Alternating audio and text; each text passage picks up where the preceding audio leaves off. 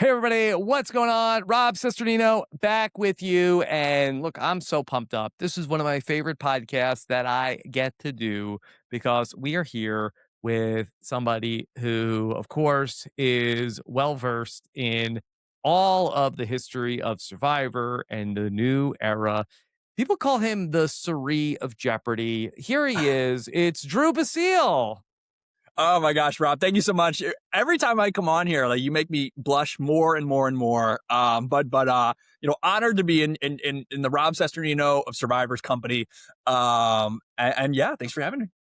Yeah, great to have you back. And I'm always looking forward to hearing what you have to say about things. And I feel like that even if it's not necessarily something that I agree with, you're always going to give us something interesting to talk about. So excited for this conversation. No pressure.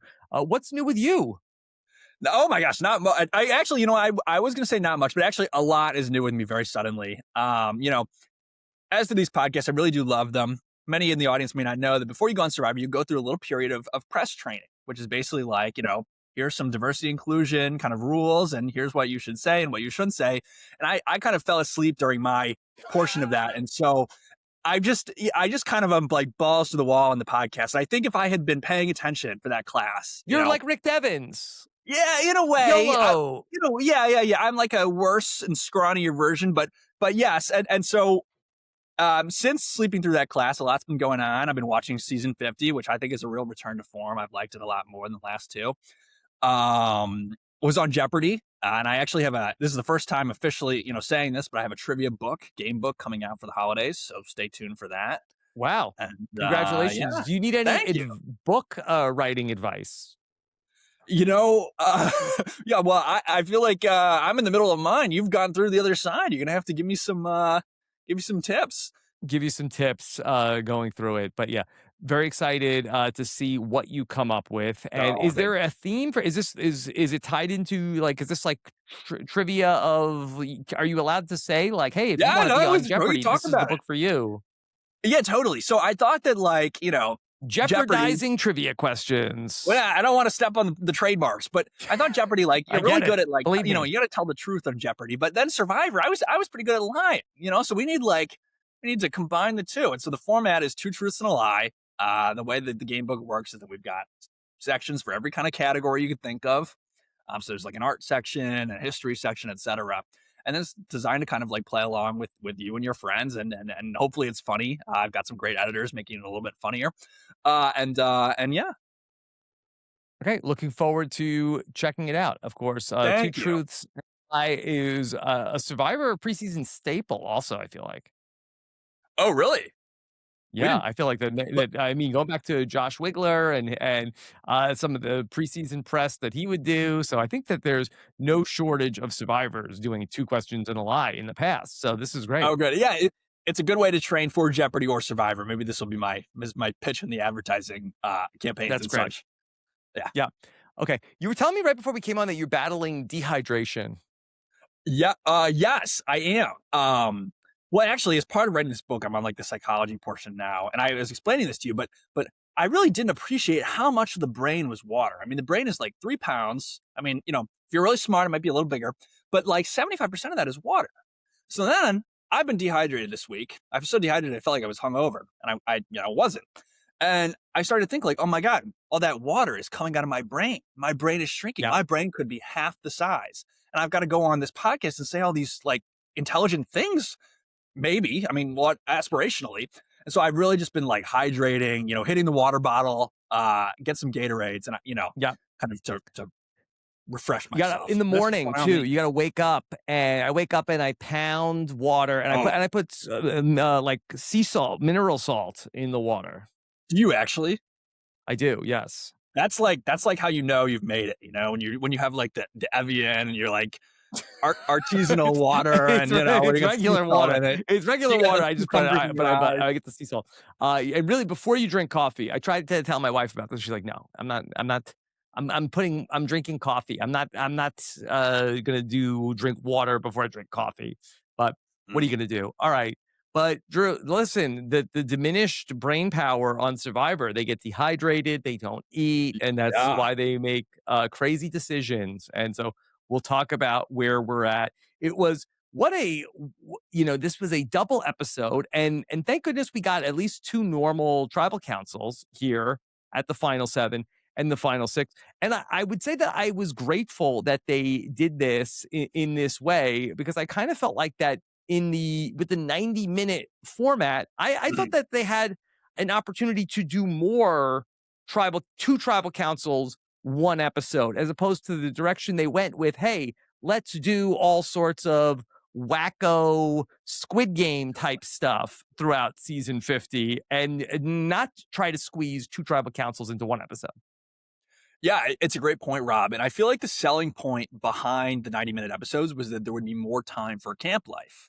But then we've kind of like compensated where now there's less actual camp life time than ever before. I mean, these castaways are probably spending like 5 or 6 hours actually awake at camp between tribal council and challenges. And so we have this weird problem where it's like 90 minutes would have been great for 39-day seasons, but now 26-day season with 26 or however many contestants. I mean, we really are crammed. I Yeah. thought that and especially with 7 people on the beach, the double tribal council episode, it was perfectly paced. I mean, it felt like it was moving in a way that like other episodes maybe have dragged. I like to see it. I thought we could have cut some of those split tribals, or voting for 2 people on one parchment that have kind of like fattened up the middle of the season. Yeah, there was a number of episodes this season where there was like a lot of stuff going on, and then it's like tribal council and back to back tribal councils where that you sort of like, okay, wait, what was going on? You got to keep track of what was happening back at camp. We even had one episode where we had a lot of scrambling and then 3 consecutive tribal councils all in one Yeah, episode. So I think that the pacing was better here. And you do get to a point where, especially at this stage of the game, where these final sixes and especially when it's like a lopsided vote, there's not that much going on. And sometimes yeah. that these episodes are a little stretched. Yeah, I agree, but the flip side is I actually thought that this episode was, like, edited a little bit differently than the other ones this season. I thought the editing was a lot sharper. I thought, like, the tribal council felt pretty natural when they were joking about food and stuff, and that's the kinda Mhm. content we'd like to see. And Rick's discussion of the stars was really beautiful. I actually that to me, that's, like, the most accurate description anyone's ever given of what it feels like at the highest moments of, like, Survivor. The best aspects of Survivor, you really do feel that. And then the other kind of wrinkle about the editing I thought was unique is that the music was a lot more urgent than it typically is. Like they were using musical cues that were considerably more direct, and I felt like it gave the episode a lot more life, and like helped me stay very narratively involved in what is sometimes kind of like a doldrum of the season. The music that they have returned to a lot of the old scores Mm, for the classic Survivor over the course of the season, especially during the tribal council. I did notice it during the camp life that there was yeah. some of the older Survivor classic music along the way. I like that in season 50 they have gotten away from some of the cookie cutterness of the new era. Totally, totally. And a lot of that is kind of like an infusion of like our roots a little bit. The whole point of Survivor, the new era has kind of been that it's like rootless, that it's like this fresh start and we have like a new audience now and new people and there's no, there's kind of firm line. And then kind of like bringing back the people who made the show. Yes. Um, in the same way that Survivor always makes you wear the same clothes, the same colors that you appeared the first time. I mean, similarly, we kind of are going to return to some of these older storytelling techniques that made everyone fall in love with like Cirie and Ozzy and Jenna Lewis back in the day. So it's very Yeah. refreshing. Drew, I have an analogy that I've been wanting to use on the podcast, and I've been I love it. waiting for the right guest to break it out for. And I Appreciate it. think that you might be that person. But I do feel like that Survivor in the new era is not unlike the Star Wars franchise, Mm, where that in the new era, when the Force awakened and people said, yes, here we go, baby, new Star Wars movies. And we got 3 of them. And then by the end, did anybody really clamor for Ray and Poe and Finn and what was going on? It's not unless they bring back, oh, wait, here's Han Solo, here's Luke mm, Skywalker. It was really, you were watching the new Star Wars movies, really just to say, oh, there's Chewbacca. Chewbacca's yeah. still here. There's Lando. He's still around. It's Yeah. really that people wanted to see a little bit more of the old stuff, and they couldn't really get people to care about Yeah. what's happening in the new Star Wars movies. No, I totally agree. And it's like every new iteration is the barest pretense to like commoditize the nostalgia for the past. You know, like we're making new ones only to like find a way to resell the old. And which is not like a Survivor phenomenon, like it's a Hollywood phenomenon. Sure. Just this commitment to IP. But I do think things might be changing. Going back to like Two Tribes, which may be in the offing. I would be shocked if it is not, for instance, the format for 51. Although I don't know that. That could be really, some kind of like new blood. I think we need to return to some of the survivalism component.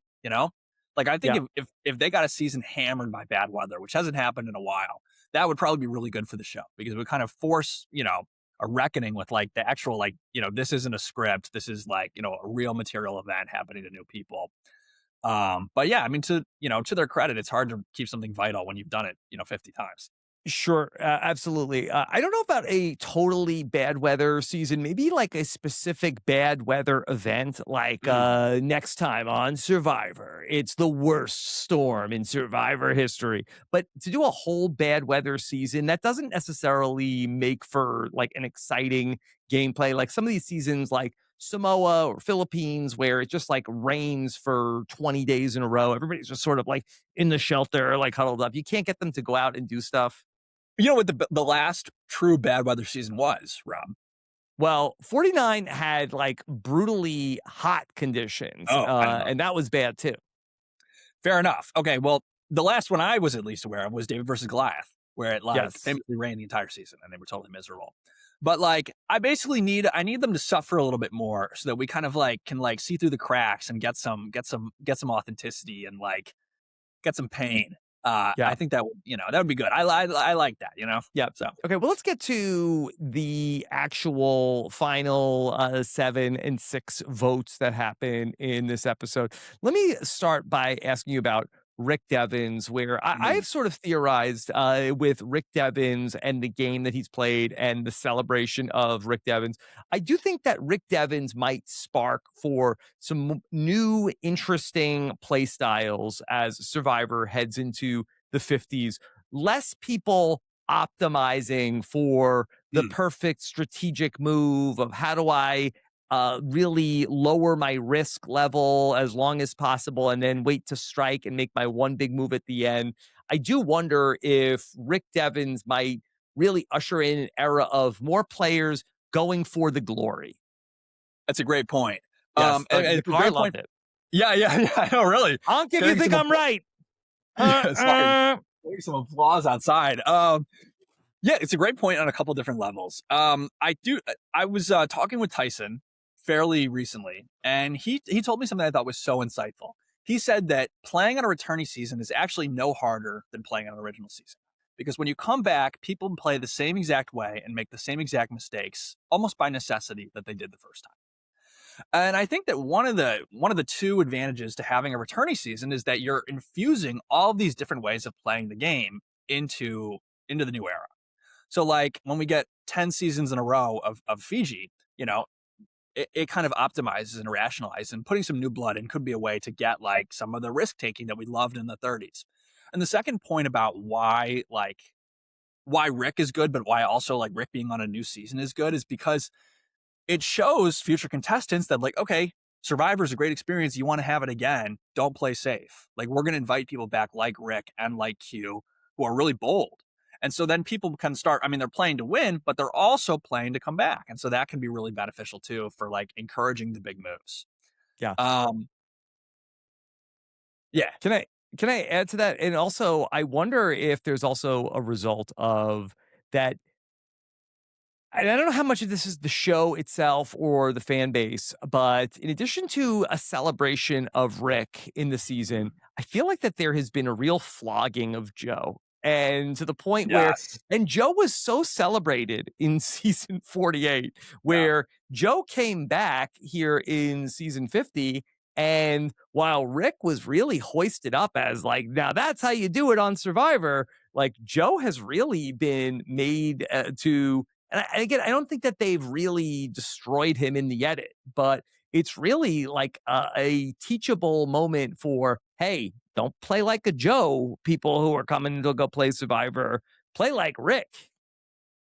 Totally. And actually, it's funny, when I was on Survivor, I had a pretty detailed conversation with a producer about the styles of gameplay that they like and dislike. Sure. And they don't like this kind of passive, kind of like social gameplay. And they blame one very specific person in the show's history for inaugurating this gameplay.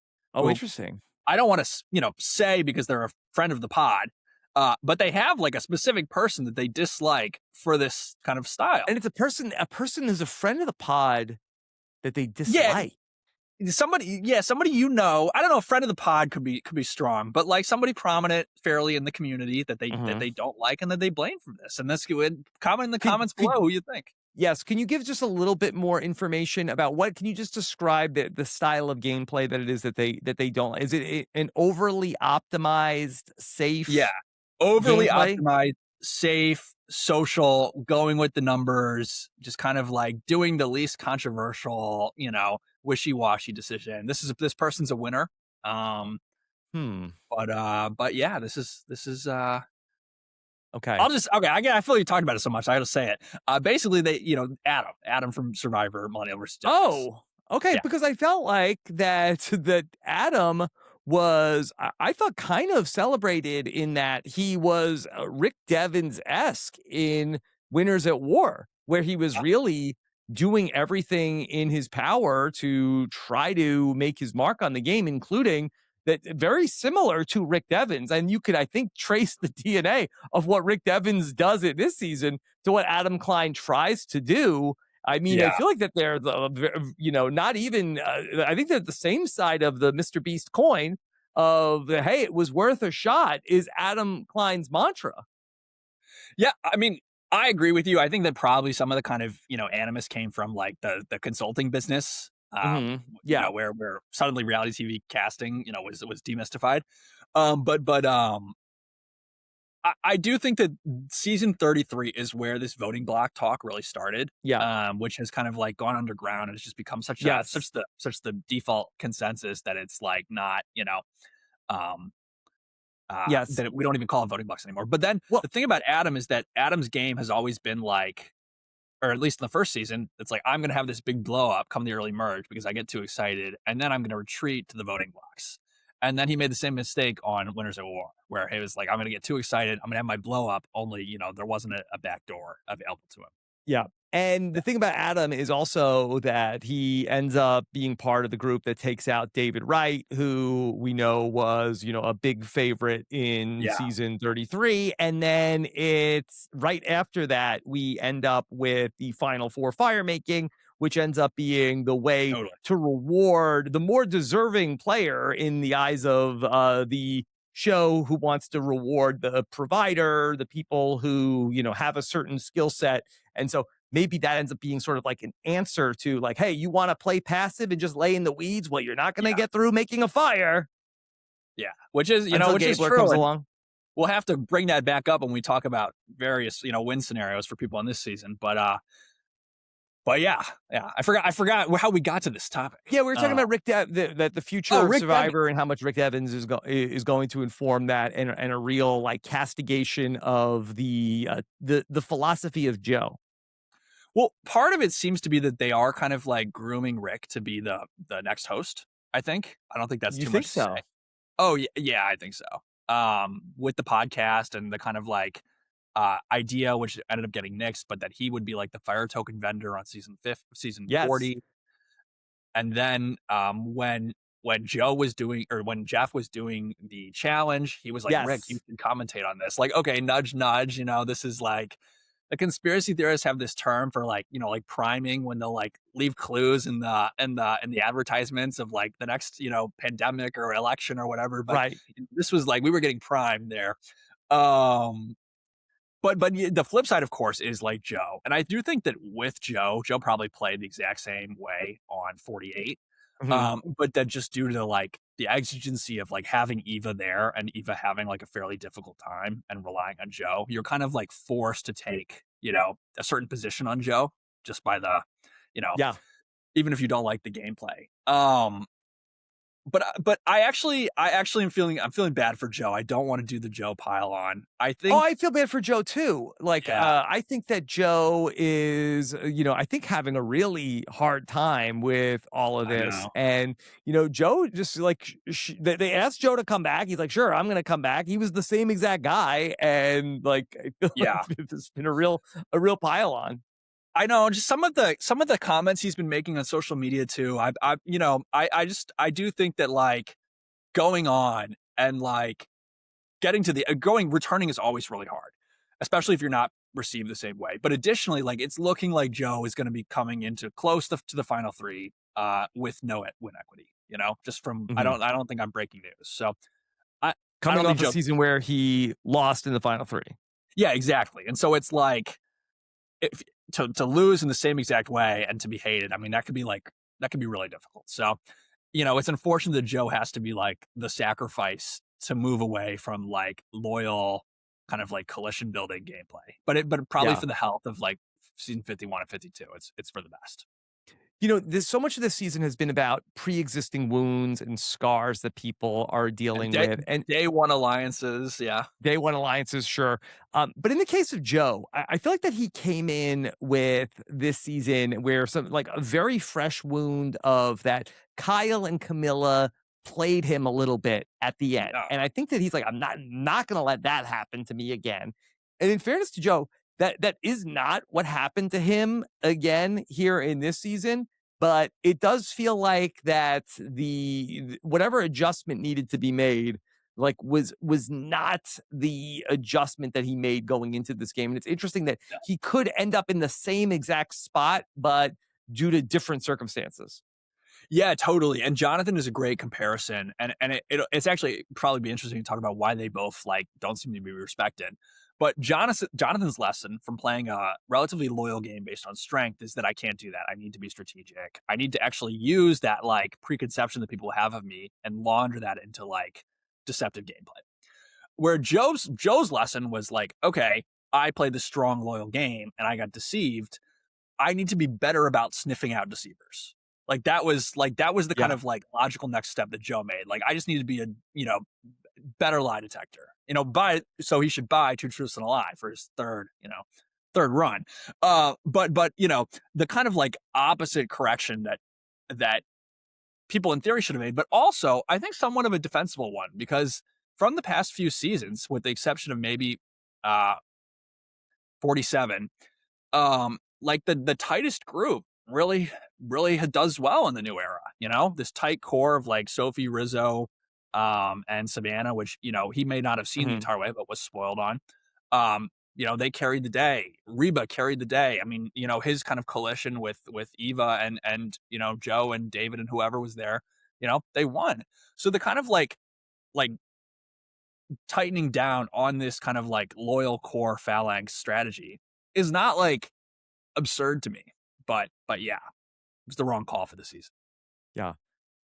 Let's then you mentioned Jonathan. Yeah. And it's interesting that Jonathan too, for all the adjustments that he made, it's certainly possible that he could end up in the same exact position that he was in his original season, where that he could end up going out at 4 once again.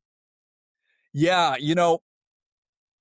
and I'm not going to like speculate on why this is or what's going on, but with the exception of Ozzy this season, I don't think in the past 10 seasons that there has been an athletic male contestant who was respected by the cast and the jury. I mean, is that too far? So I would say just to throw some people out. Yeah, Kyle wins in true. season 49. I guess Um, Caleb as well. yeah, and Sam, I don't think was disrespected. I think that he had a good final tribal council, even though Rachel ends up beating him. So I'm not sure but I would cite that he's disrespected. I think Sam is much more, and especially if you meet Sam in real life, Sam is like much more of a kind of like nerdy kind of narrator character than you would Yeah. think. I mean, very akin to like the intensity of maybe like a Jonathan Penner. Hmm. Although he's not like funny in the same way. Not to say that he isn't funny, but I don't In think the that's the same impression Sam. way. Yeah, I don't think that's the impression Sam gives off at all. This kind of archetype, but I do think that with the exception of maybe Kyle, maybe Caleb, for whatever reason, the athletic men are having kind of like an identity crisis on Survivor. They can't seem to win the game for whatever reason, and part of that is because like the strength aspect of the game is discredited a little bit. But part of it I think is that like maybe it's seen like they don't have to like you know struggle in the same way, or people assume because they're smart they must be stupid, which sometimes is true and sometimes Mhm. it's not.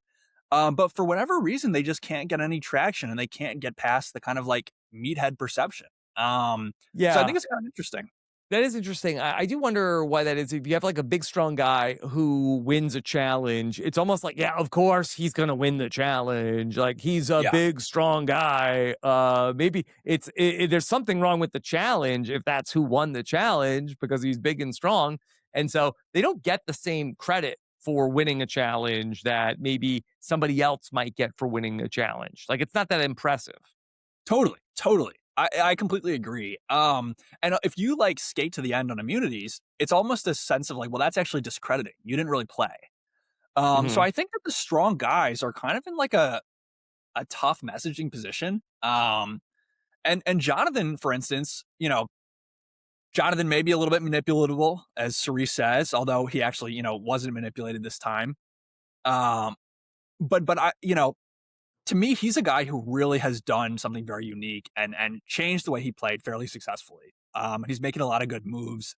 Um, and I think that of the five people remaining, he probably deserves the most strategic credit of any of them. Yeah.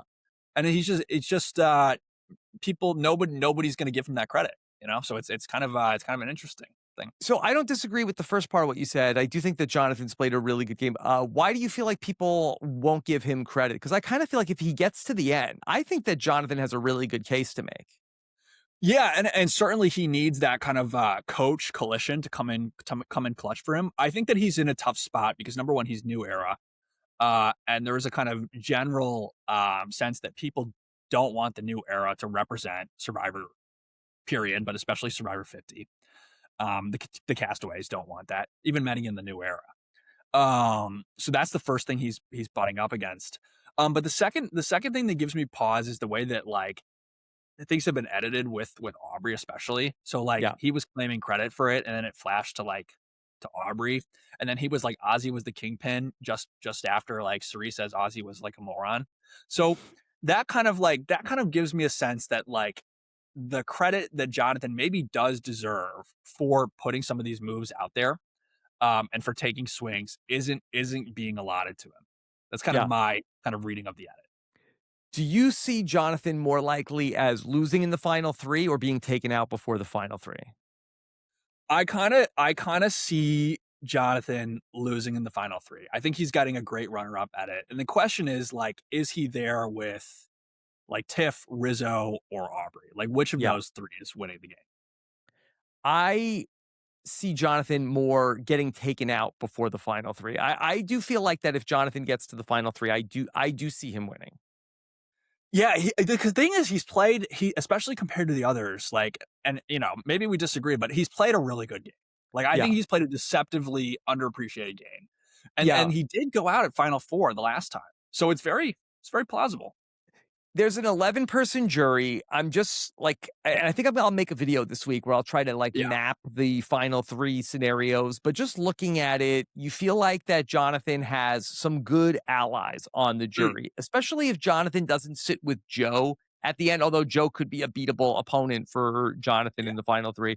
That you mentioned Coach and Chrissy and Stephanie. I felt yeah, like that he did some good jury management with Ozzy, who feels like that Ozzy could be a potential Jonathan voter.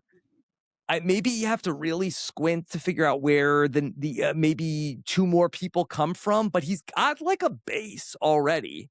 It really depends on who he's up against. yeah, totally. I think that like paradoxically, he really could benefit from going against Tiffany. Like if you like, I would probably be trying to play for like an all new era final, like Tiffany and Rizzo. I probably Mhm. wouldn't want to go against Aubrey because she has that old era thing.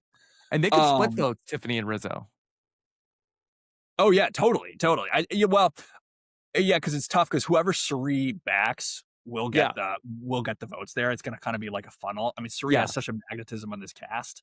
But Jonathan, I feel like that there's like an opening for, and it almost never Yeah, works out this way on Survivor, but if there's like a 5-3-3 vote, that's I think how totally. Jonathan wins. Yeah, and I think that one of the benefits of having a final five of people who have kind of like not really performed or are not recognized as performing is that like this is the first jury vote in a couple, in a while where I felt like it was really up in the air. I mean, like I'm not sure who wins what configuration. Mhm. So it's it'll be exciting to see next week, I guess. Yeah. I do think Jonathan would lose to Tiffany in the You do. in the jury, just to go through it. I think that like, especially if it's like Jonathan, Tiffany, Rizzo, I feel like that's like a 7-4-0 maybe vote where Rizzo ends up being a 0 vote finalist, Yeah. where I think that Tiffany ends up picking up. She's got a lot of constituents on the jury where she's She's so friends with likable. she has Cirie at the end of the jury. I think that she probably picks up like the middle nerd people in Yeah. the whether it was Christian and Rick and Emily and Aubrey. Like I think she has all those people, and I think that then it's Coach, Chrissy, Stephanie, Joe end up being the Jonathan votes.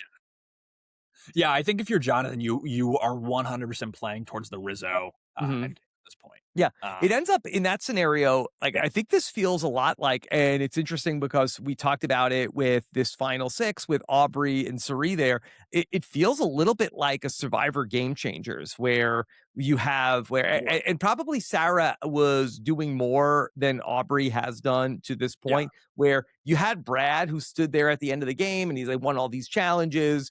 And there were people who were the Brad voters, including Ozzy, in terms of Ozzy's voting yeah, record. I think he was a Brad voter. And then you had Sarah, who picked up the Cirie and Andrea and Aubrey and Zeke type yeah. votes. And I think that she had more of like the social votes. Actually, I think that's like a brilliant comparison because people really forget that Brad Culpepper on his returnee season was actually like very strategically competent. Yeah. Like Brad was good, and he stumbled around like final 8, final 9. Like he kind of lost his footing, and he just was never able to stand up again. And then it kind of killed him at the end of the game. And similarly, Jonathan kind of stumbled with this like Rick out in the Aussie plan, and we'll see if he can get his feet back under him. I think taking out Cirie was probably like the first step in doing that. But the game changer comparison is like very apt. Let's talk a little bit about Cirie, because ultimately she ends up going out here. And I had the pleasure of talking with Cirie this morning. Just like I was thinking back to her Survivor career, it is wild that, including the Australian Survivor season she played on, five Yeah, times she goes on a very deep run to the game. You would think just like out of like luck, out of one of these times, you get to the end of Survivor five times. One time you're going to sneak into the final three or two, unfortunately, in yeah, Micronesia. And, it's just wild that it's never worked out. yeah. I mean, like I want to preface this by saying that I really do think Cirie is the best social game player of all time. Yes. I want to preface this because the thing about Cirie is that she has this like social mist, which not only affects the castaways and they all kind of love her, but seems to sometimes like affect the audience too. And so people like get really sensitive about any kind of like Yeah. kind of like objective evaluation. Yeah. And people, if you're too sensitive, you could turn the podcast off. That's Yeah, okay. yeah. Yeah. You're watching me. I'm kind of notoriously like, fire from the hip, but I Yeah. think that Cirie does have like two pretty fatal problems in her game. And that like in the same way Russell Hantz is never going to win a jury vote, Cirie is probably never going to make the end of the game. And the problems are, number one, really an inability to adapt to the like advantage climate of Survivor. Has never been able to like weaponize advantages particularly well or find She them. did play an extra vote last week. I know, but it may have been the most layup extra vote like usage of all time. Mhm. Yeah. And this is the scenario they would give you in a classroom on when to use it. But then also the physical game just can never come through. And Yeah. actually, how bad the physical game is a testament, to the social game, because Cirie is so bad at challenges that she single-handedly will lose them for you. Like tribes are probably going to go to tribal one or two extra times than they would have otherwise by the merely virtue of having Cirie. Yeah.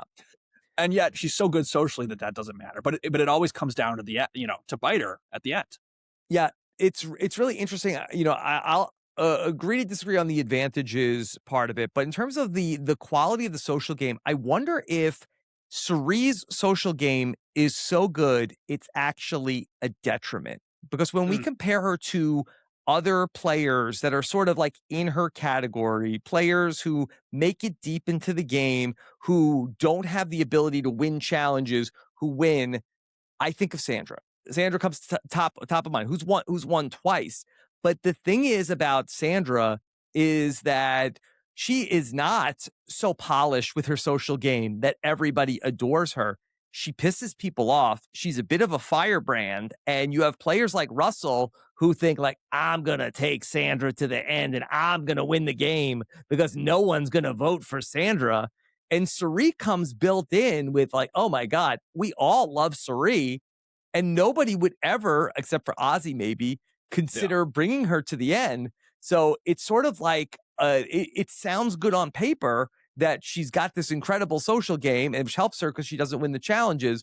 But you kind of need to have kind of a bad social game and not win the challenges that people think that they can drag you to the end and then you end up winning. That's sort of been the formula for Mhm. players who can't win in the end game in the challenges. That's how they've won Survivor. And I'm trying to think if there's an exception of the player who is bad at the challenges, who goes on to win, who then also it's like that people are sleeping on their social game. Wait, like a player who like doesn't have the best social game, is bad at the challenges, but wins anyways? Or Yes, or at least is perceived to have a bad social game, who then goes on to win. And the problem is that nobody perceives Cirie as having a bad social game, so yeah. nobody's ever tricked into taking them to the end. Yeah. I it's tough. I guess I'd have to like go through with the chart and see, who won all the seasons. But the point about Sandra is interesting because like Sandra will probably never make the merge again. Like if Sandra comes Mhm. back, the kind of the flip side of the bad social game is once you've proven that you can win at the end and you can win reliably, like you have to have this godly social game to like squeak through the pre-merge. Yeah. And especially if you're bad at the challenges. Like from my perspective, if I was out there with Cirie, like love you, Cirie, but like you're the first person I'm like targeting because you're gonna send me to tribal and everyone is gonna want to work with you over me. Like Mhm. it really is only in virtue of this like angelic, charismatic social game that like we can even get into the position of losing in the end game. And so I think that trade-off has to like, be considered. And it's why Sandra will probably struggle to make an end game no matter how many times she plays Yeah. going forward.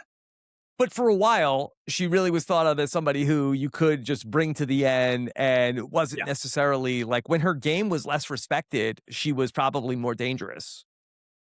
Yeah. I think that the like Cirie does still have ways to make the end game. And actually I think there was a scenario even on this season. But it also doesn't really like accord with maybe what I think is like her default maybe MO. From my perspective, what Cirie likes to do is she wants to be the center, the social center of camp. And so that all of the ideas and all of the plans have to come through her, just in the pure like, fact of vote gathering. And so then she could kind of be like a damper, How many times this season have we seen someone come to Cirie with an idea and she just kind of like turns the faucet off and just like, Yeah. cuts off the energy? I mean, that's kind of like her gameplay. Like, let's keep things like really static. Let's, keep things stable. And kind of my people are, nobody's trying to make big moves against them. And that works to a point, but the reality is when you're such a big threat, you need the polarity of having other big threats stick around on the beach. I mean, this is the kind of Yeah. meat shield strategy to a degree. Like if Absolutely. I was Cirie, under no circumstances would I have let Rick Devens go at 7. That's exactly what I said. And I Yeah, said this going into the episode, and I said this on the know-it-alls. So I did bring this up to Cirie. I did yeah, say, Cirie, like, but wouldn't it have been better to keep Rick Devens around? Because at least he and before I even finished the question, she's like shaking her head. No. That I think that Rick was probably one of the people that for Rick to stay, I think he was very like hey, you're gonna let Cirie go to the end? So I think that Rick was pounding the table of like, hey, we got to get out Cirie. And so for Cirie, I agree with you. I think Yeah. Cirie needed to surround herself with big targets, and I thought it would have helped to have that Rick Devens and Joe were not going to get on the same page. Yeah. Cirie told me one thing that could have gotten Rick and Joe on the same page was we all need to get out Cirie. So I think that but maybe going back to losing Christian, certainly losing Ozzy. I Yeah. think that having some of these other distractions kept people from focusing on Cirie, and we just reached Totally. a point where there was no other big people to talk about. I mean, her game looks very different if Ozzy's still here, I think, Yeah. because Ozzy is definitely on the chopping block before Cirie is. Yeah. And to add to that, just Yeah. in terms of like if Ozzy survives that vote and Aubrey goes home, now at this final seven, sure, get rid of Rick Devens. Now Rick's gone. You have a final six with Ozzy, Cirie, Tiffany, and Rizo. Where's Rizo going? Tiffany's not going anywhere. So they have a very clear shot to at least the final five and the four. And so it's a much different scenario for Cirie. So I don't want to say that she was doomed no Yeah. matter what. But there were a lot of people going for Ozzy for multiple votes in a row. Yeah. It is conceivable, not inconceivable, that they would have eventually hit Ozzy before they hit her. I totally agree. And like her calculus is basically that like Rick is targeting me now. Like leaving Rick in is a really high risk situation. And I can take Rick out and I can just continue to just hope like to subtly manipulate the kind of like tide Yeah. of the crowd. But the problem is that like time and again, it's proven that isn't going to work at like final five, when like it's all black and white, and that you do probably need to take the higher risk strategy of just setting Rick down and saying like, listen, we need each other, you know? It's only the dissension that, like, having both of us in camp, it's only that dissension Yeah. that has a chance of keeping either of us to the end. Yeah, maybe you got to have like a come to Jesus with Rick Devens. Like, hey, Rick, Yeah. cut the crap. Okay, listen, you're gonna get voted out tonight if you don't get on the same page as us. So listen, I could beat anybody here in the final three. I'm not worried. I'm not worried about you in the final three. Yeah. Work with me. Otherwise, you're gonna Yeah. be out seventh.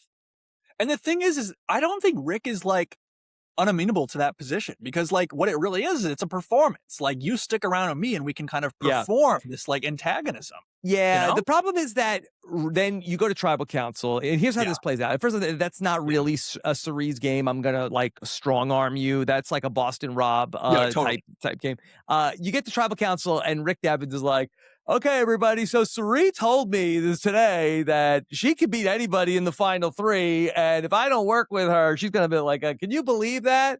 Yeah. May not work. But that's Rick is like, he wants to blow things up at tribal council. I mean, I totally take the point, and like I am maybe advocating a losing position, but it's a consequence of the fact that like Cirie really had no options. Like she was like, Yeah. all but dead on arrival. I said that Cirie was playing this season a little bit like she was playing the Traders, where it's like, hey, how many of these people who can't put it together can I just drag to the end, and then they're by the time they wake up, it'll be too late. They're not gonna know what's going on, and I'm just gonna sort of just like confuse them until we get to the end. Totally. And I think that like, that's how she kind of played on Game Changers, or wanted to play ideally. And I think that maybe even that's kind of an adaptation from her loss on Micronesia.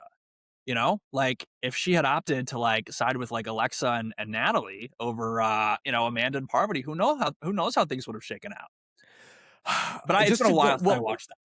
Yeah, so I think she did vote with them at the final six, Gotcha. and the problem was that Amanda played the idol. Right. And then also she gets the surprise final three, or the surprise final two there, which also hurts her in that scenario. Unclear if she wins in a final three against Amanda and Parvati. I guess we'll never know.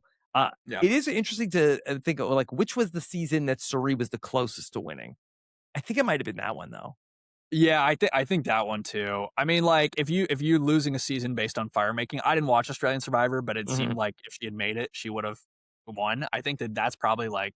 I think that one. I'm not sure if she beats Parvati in that scenario. Okay. If she goes to the final three, or I forget if it was the final two or three in that Australian Survivor season, I think she'd lose to Parvati in that scenario. I wonder if maybe in Panama was a final two, so like it's hard to imagine that. Well, I guess again, who Yeah. knows? We're losing the thread, Yeah. But she had that but number she of was close very calls. close.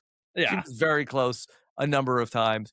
Um, Drew, tell Yeah. me for season 50, it, what are the things that they got right in season 50? The players or The production? show. The show. Totally. I think that bringing back returning seasons is really vital for not just like the kind of like developing personalities and keeping like viewers invested, but even for the non-returning seasons. I mean, no returning seasons is like having like regular season NFL without the Super Bowl, right? Mhm. It's just kind of like, okay, well, this was a nice game. Like I'll can't wait to watch the next one. It doesn't really matter. So reintroducing the returning season kind of like gives some more stakes, continues to build out that like survivor, mythology, which they've really been working on hard with, like, for instance, like Rizzo. So I think that's good. I think that a return to your roots is probably pretty valuable. And it was great to see like so many of the old guys there. Um, I think that what else have they done right? I think that changing up the format, even if like this isn't the fix I maybe would have chosen, was probably like really refreshing. So adding more people versus like changing tribe configurations is what I would have preferred. But I Mhm. think that's really a kind of positive sign that we're willing to experiment more. I think that um, what else? I don't know. What am I missing, Rob? um, so they well, I'm in agreement on obviously the return the idea of bringing returning players back is certainly a good one. I don't know if I'd throw out all of the twists Yeah. that they ended up doing. I think that certainly it was too many twists along the way. Um, I think that the duos was interesting. I Mm. think that there's something that more that we could do. Did you feel like that was game breaking? No, not game break, but I thought it was really interesting, and I think that it has so much potential, which wasn't really actualized on this season, because like imagine if the duos are like randomly assigned, or they come through like challenge performance or something Hmm. like that. Then we could have a situation where it's like, if my enemy is duoed with my ally, like, am I willing to like cut both? Like where do the loyalties lie? I think this kind of like duo team stuff is a much more interesting version of like, let's switch into like two different teams that compete at the immunity. And then like, both of them have to go to tribal. So I, Yeah, I really do agree that I really liked the duo twist. Um, I wasn't a fan of like the Blood Moon, for instance. yeah. I Nobody thought that was. the idols, giving the idol to somebody else, that's a great idea. It just needs to be more transferable. I Um, would say, what if that happened once? I thought that mm, I think the idols were actually a miss in this season. yeah, Not even to bring Billie Eilish into it, friend of the pod, but yeah, that you had the same thing 3 times, and I think that that's always not that interesting when they do the yeah, same thing for all the tribes. And then you had Genevieve find 2 of them and give 2 away, and then Genevieve's not here to recoup any of the idols that got misplayed, although Rizzo still has his idol from Genevieve. But then also, I felt like that we did not have any idols in the post merge hidden at camp. And yeah. it's like, well, what are Oh, we yeah. I guess doing? yeah. Is that We only true? had Or Mr. Beast idol. Yeah. yeah, yeah. They're kind of like down on the idol. Like they want it to be very conditional and Did very, the fans not vote for it? well, it doesn't seem to really have mattered what the fans voted for. I think we need to investigate some of these poll counts. Go in and audit some of those. Um, but yeah, they're trying to like nerf the idol to get more like situational ones. But I feel like if you're dissatisfied by like how staid the gameplay is, like get the idols back in there. Yeah. Brandon. Oh yeah. Go ahead, Brandon. Brandon Donlin, truly a friend of the pod, in fact, I believe on the pod's payroll. Um, he had this idea a couple of years ago that I thought was just like wonderful. But he had this idea of like a verbal idol where you get an idol, but the idol is a phrase. It's not a physical thing that you can actually play. And so like you can say the phrase at tribal, or you can make up your own phrase, or other people can try and like steal the phrase, for instance. Somebody else can like steal your phrase. I thought that was just like a really But how does it wonderful and work? If I say the phrase at tribal council, then I have immunity? Yeah, yeah, exactly. It's like, you can say kind of code word for Jeff. But the point is that like I do agree that and like having the duos and some of these kind of more experimental twists could actually be really good for the show. You just have to like integrate them into the kind of like one boot at a time, collective decisions. Yeah. Yeah, it's really hard for the Survivor producers that I really like want to empathize with them Yeah. because I do feel like you don't want things to be stagnant. We'll complain if you keep doing the same thing over and over and over again, but it's like we want it to be like 1% different every single time. Like keep it the same, but make it a little bit of a remix, but not totally indistinguishable from what we like and what we know. And so I And think they want to experiment, but we're yeah, very results oriented. Like it could have been a that's true. good twist, but somebody we like went home. And so now we don't like the twist. You know what other twist I liked? I liked Jonathan voting in both tribal councils as like the Yes. kind of go between. I thought that was a really great idea. And it kind of like the complexities weren't really borne out on this one because it was kind of just consensus decisions on both Yeah. sides that he didn't really get to take a part on. But I think there's a lot of like potential for like taking two shots at once or conveying advantages between the beaches. I think that was a good idea that we should see return. I agree. I think that there was something there. I think it was too late to do that at the final Mm, nine. I think we reach a point where it's like a critical mass in the season where it's like, hey, like let's just let people play Survivor once we get inside the final nine. But I do think that sometimes that we end up with the mergatory, like when we merged at 17, I don't know if the blood moon was the right thing, but I think it's okay to do some experimentation in sort of like this middle part of the season where yeah. there's so many people left in the game. I think that that's okay. I agree, and I think that you really want to keep that like 9 through 6 sacred because those are the best votes on a season. But the one thing about like having that like Jonathan between the tribes thing too early is that the twist is most interesting when like Jonathan's vote is maximally impactful. And so if Jonathan is just one guy pivoting between groups of 8, like it doesn't really matter what he decides or what Mhm. he thinks. I mean, it's so underplayed. Whereas when it's like a group of 4, and like he is really like he's 1/3 of a winning vote. Yeah. But yeah. What do you think about if this happened in the pre-merge and let's say it's a 3 tribe Wow. season, okay? And Yeah. then the person who were both okay, so that you have a tribe is going to win immunity, okay? The other 2 tribes are going to tribal council and they're going to pick one person to go to both tribal councils. Is that interesting or is that too much power for Oh, one I player? like it. I like it. I think that they, obviously tried this in Game Changers and it's never reappeared because Malcolm went home. Like, like They God's did do gift it to again survive. in The Edge of Extinction. Big Wendy Did they? ended up going home, Okay. Well, but less they less never did it content. in the new era. Yeah, I am not opposed to that. And I think that if instead of like having like the whole tribe, tribes combined, maybe it's like, 2 or 3 like emissaries, I think it could be good. But I'm not opposed to some of the more experimental kind of like, adjustments that we're talking about. Yeah. I saw you commenting on ChatBCC about the Okay. return of the SIA award. The SIA prize is back this season. What do Okay. you think of the SIA fan favorite award coming back for season 50? I actually again don't hate it because first of all, like more money to contestants, we love it. Sure. But then also like it does kind of it's an art akin to the sorry, it's a loud Yeah. motorcycle outside. Akin to having returning seasons, it's a kind of artificial constraint that encourages kind of like different, more interesting gameplay. Like if I can win $100,000 for like from Sia for being emotional or like being crazy, like okay, that's some extra like incentive. I'm kind of a believer that a lot of people don't have it in them to win Survivor. On a given cast, only maybe half the cast can actually win.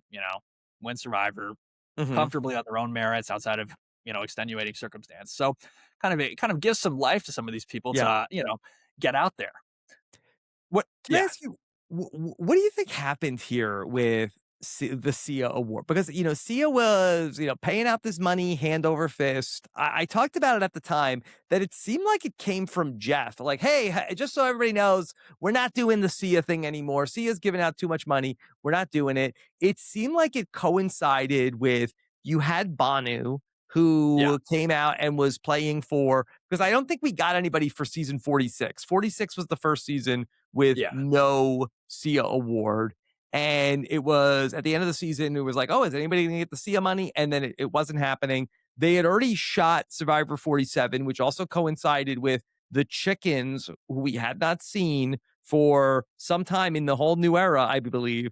And then all of a Oh. sudden, Sia was out, the chickens were back in, and but Jeff had shut down the Sia award. Now the Sia prize is back, but it's not given out by Sia. It's a fan vote. Do you think that there was an issue with the producers felt like that players were like really patronizing to Sia with their behavior on the show and trying to really appeal to Sia, and that they said, hey, like, we can't have this anymore. And now that, okay, Sia, if you want to do it, we'll let it be a fan vote, but you don't get the pick. Oh, I kind of don't think so. I think like what sounds more likely to me is that like Sia found the cast of 46 to be relatively repulsive and just decided not to give them any money. Um, You also don't even like, like Tiffany, Sia? Come on.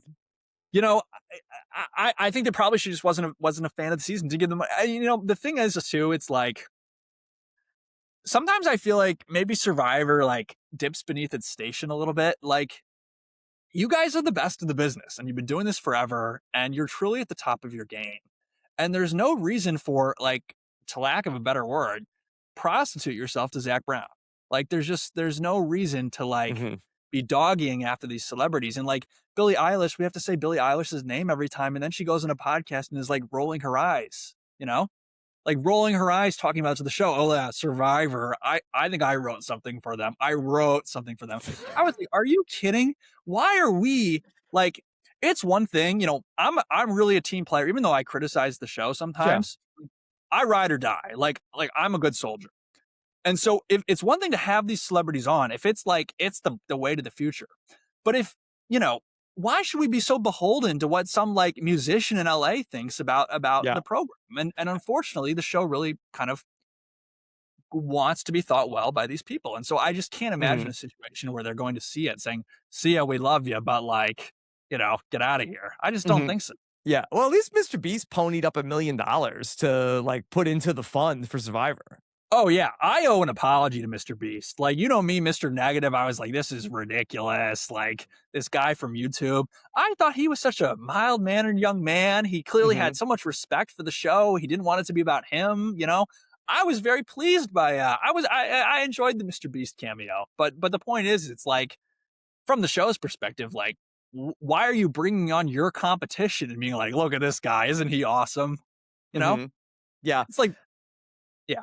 Yeah, I do think that there was like some shared DNA in terms of like that Mr. Beast has some inspiration from Survivor and wanted to be there. And I think that at the point where Mr. Beast is like, hey, I'd like to give $1 million to the winner. Like I kind of get that a little bit more than seeing like what Zach Brown or Billie Eilish brings to the table.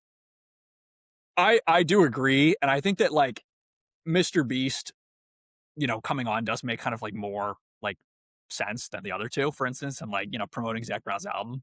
But Hmm. I will say the very fact that Mr. Beast could come on this show is like a sign of like maybe the priorities of the producers and why like, they probably weren't discouraging Sia from giving money. Like Hmm. to me, it's unimaginable to me. Like it was as if the AEW, like the rival wrestling thing, brought out Vince McMahon. It was like, how cool is Vince, guys? Like this is crazy. Yeah. I'm trying to think if that's necessarily the same thing. Well, Like I I mean, almost feel like I feel like that in that scenario, I feel like that Survivor is like the WWE, and maybe there's like some new like upstart wrestling like federation that is really like online has really taken over, and they bring on somebody from that. I'll bet you the Beast Games gets more viewers than Survivor. I don't know about that. I You mean, don't think so? certainly on YouTube. I'm not sure Yeah, about the viewership fair success enough. on Amazon Prime for Beast Games compared to Survivor on network television. Yeah, that I guess that is fair, and it's different metrics. But I'm just saying it kind of surprised me a little bit. And also, Jeff was so cagey about acknowledging the success of Australian Survivor, and has been Yeah. for years. Like he clearly sees Australian Survivor as like a rival program, which is right. It is. So I was just, the similar leniency given to Mr. Beast kind of surprised me. Yeah. I'd love to hear your thoughts on the Riz God and Rizzo as sort of the personification of Gen Z and sort of like I think he's really like there have been other Survivor contestants that have been so even younger than Rizzo, but I think that he's really been I'm trying to think of the right word, but I really feel like that he is Survivor's answer to this is the next generation of Survivor viewers and players. Yeah, totally. I mean, like Riz God, he's older than you think. Riz God's older than me, Yeah. uh, which kind of throws me. No disrespect to the Lord, but I do think that uh the show has kind of seen itself for a long time as catering to like specifically kind of like young, slightly more introspective, men. It's like they kind of see this as like their demographic among Gen Z, like very online people. Hmm. It's part of the effort that has been gone into like curating influencers, for instance. And like Rizzo really comes from and exemplifies that ethos. I think they see Rizzo as like the first potential like really young contestant who might become like a personality draw to the show in and of himself. And I think also there is a kind of like, I don't know, like boomer distance where it's like, 6'7", what does all this stuff mean? And so they can't really, they're kind of like, when they see it, they can't really interpret it. It's like an alien language. So they're kind of like, okay, Rizzo, like get out and do the song and dance. We don't really know what's going on. So I think that is a part of the kind Well, of can like, I ask yeah. about that? Did you feel like that the inclusion of Riz God then sort of makes people who are of a certain age, maybe my peers and people who are older, feel like that they're a little bit more with it because they are now familiar with a Riz God? It could be. It could be. I mean, I guess there is a question of like, is the show trying to get that older audience, or are they appealing to like the much coveted 18 to 49 demographic? Yeah. So I think that is a thought, but then there could be the situation where it's like there's been such a theme of parenthood on this season, Yes. and it's like everyone's a parent, and Riz God is the son, kind of explicitly and implicitly. And so maybe there is a kind of connection to like, there's so much effort put into like inspiring the kids in the kind of narrative of the season that Riz God maybe is like the first instance of like, well, here's our kind of nod to the parents. Like we know what you're going through. We know the characters, the Twitter infused characters that you're dealing Mhm. with in your household. So Yeah. I think that's really an astute observation, Rob. I've been talking a lot about the people that watch Survivor, and the show has this 26-year history, and I've gotten to meet with so many of the fans in these last couple of weeks from being out Mm, on the road, and I feel like totally. a real consistent story that I hear. Jeff talks a lot about how Survivor they make it for families, but the family that I hear about a lot is the person who was in their 20s or 30s who discovered Survivor in the year 2000, maybe even the person in their 40s, and they became a fan of Survivor way back when. And over the course of 26 years, Survivor was always on in the house, and it was Mm, the parents' show that at some point the children picked up, and now they have gone on to become these millennials who are adults who have just had Survivor sort of around them for their entire life. And some of them now have their children that they're showing Survivor to. And so I feel like that's been one of the more common stories that I mm, hear from people who, hey, when I first started watching Survivor when I was 10 or 12, and now I'm 30, but it's me and my parents talk about it. mm. Yeah, I totally can see that. I mean, it's some of like, some of my journey, like, growing up and like watching it young and kind of like being inspired by it as Do you this have a test. parent that was a Survivor fan? No, my brother and I watched it growing up though. it was like, kind of a tough period in my childhood actually. And so it was kind of like the appeal to me was like the notion that there was this like, and it was a very childlike appeal, but like the notion that there was this adventure out there where you can like prove yourself and triumph through like the hardest situation and win, you know? Mhm. And it's this kind of like fantasy world of like, myth and legend and like Robinson Crusoe and all of that. I think there is a kind of they've probably accurately recognized there is a kind of like intuitive like child appeal to that program. I'm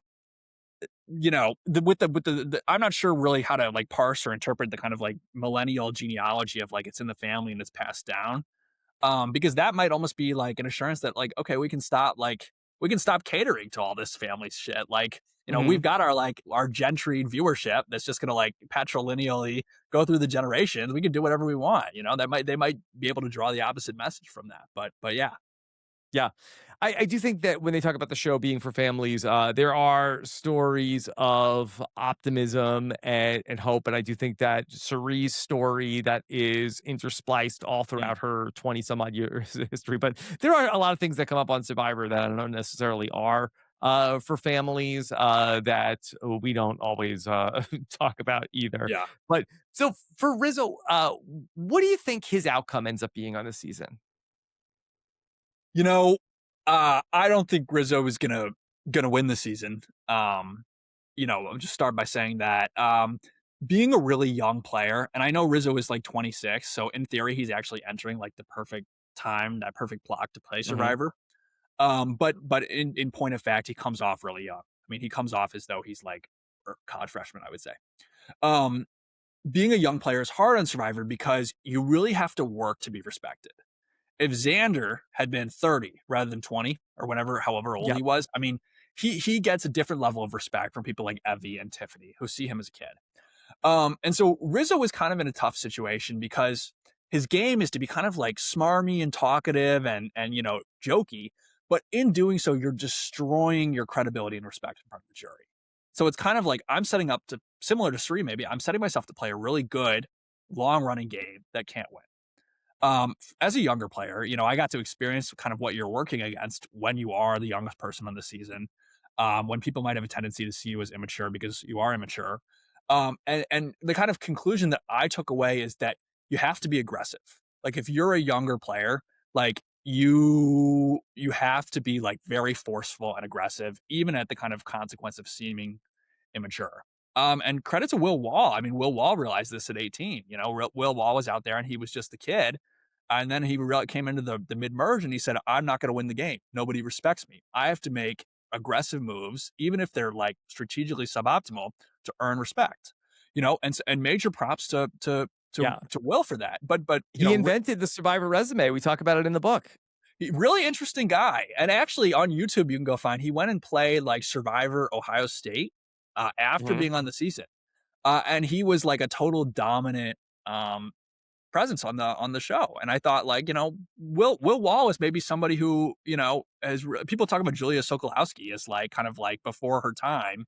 But Will Wall maybe deserves some credit. But anyways, the thrust of bringing this up is that Rizzo is so like is focused on like performing, but it's kind of performing this like Gen Z persona to the audience and even some of the other castaways instead of like the kind of performative aggressivity that like might force you to be taken seriously.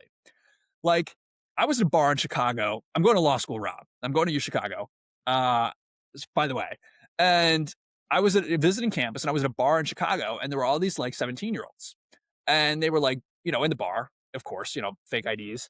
But they were really young. And I was like, these kids are ridiculous. But then the kids started getting violent and they started being like aggressive. And my What do you whole mean? attitude changed. And I was like, they were like pushing around. They were like, being verbally, not nice to people, including me. And I thought to myself, like, wow, I was just treating them as kids and suddenly they got aggressive. And these are like full grown adults who have, earned forcibly my respect. And so when you're a young Survivor player, you've got to get violent, at the bar. You've got to compel that respect. I read that less and less young people are at the bars. You know, Yeah, that's true. It's true. I mean, it's like Rob. It's the marijuana. That's Oh, is it's. that what's going on? They just left I that think out of the so. I mean, article. why Yeah. go to the bar and get drunk when you can just be stoned? It's a lot easier. It's cheaper. Wow. I don't partake, but I think Mhm. that's probably something Yeah. some part of it. Breaking news. Steven and I were debating on the know-it-alls about the game that Rizzo is playing, and whether or not he should be getting more credit from the Mm. jury and by proxy the edit. What do you make of the game that he's played so far? And do you feel like that is he not getting enough credit for this game in season 50? Well, the thing about is that, and I actually have a lot of thoughts about like kind of styles of Survivor gameplay, but Rizzo is like one of the better incarnations of the floater style new era gameplay, right? He has great instincts for when to hop aboard and when to jump ship. And he seems like he's always kind of making, the right moves, especially in season 50 at the right time. Like when to hop with coach and, how to keep all the doors open, and how to kind of like circulate information without it like getting out to everyone. Like Rizzo seems to have been like really the only person except maybe Cirie on this season who's been able to like tell secrets and not get punished for it.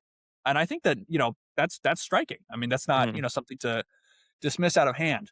The trouble is that if you're playing this kind of floater new era thing, all of the responsibility and credit for moves is diffused to the group. And so when you get to the end of the game, it really comes down to social charisma and social aura, how people think of you versus a resume. And so how people think of Rizzo is he's a kid. And so if Rizzo was a kind of imposing, charismatic 30 something guy, like if Rizzo, for instance, was Caleb from season 45 or Kyle, uh, he would get the respect for the game because this kind of floater game is ultimately an investment in myself and my kind of charisma and personality. But because Rizzo is a younger guy who needs to earn that respect, he's playing in such a kind of like diffused and subtle and kind of like vibey way that he's just never going to get it. Yeah, his 2 seasons in a row, he has, had the idol Yeah. and, like, sort of dangles it, "I'm gonna play it tonight, I'm gonna play it tonight," doesn't play the idol tonight. Do you feel like now while he ends up having, as our friend, Shannon Gus has calls it, implicit immunity of like, well, we're gonna Mm, vote for him because he's gonna play his idol, and then yeah, he that's good. doesn't play his idol. He keeps like, "Hey, you want this? You want this?" And he pulls it away at the last second. And it does seem to be the type of thing that annoys people. Oh yeah, I completely agree. Um, You know, I mentioned last, just a minute ago that I've been thinking about like styles of playing Survivor, and one of my kind of theses of late is that Survivor's gameplay adopts the political style or the style of American politics when the Okay. season is aired.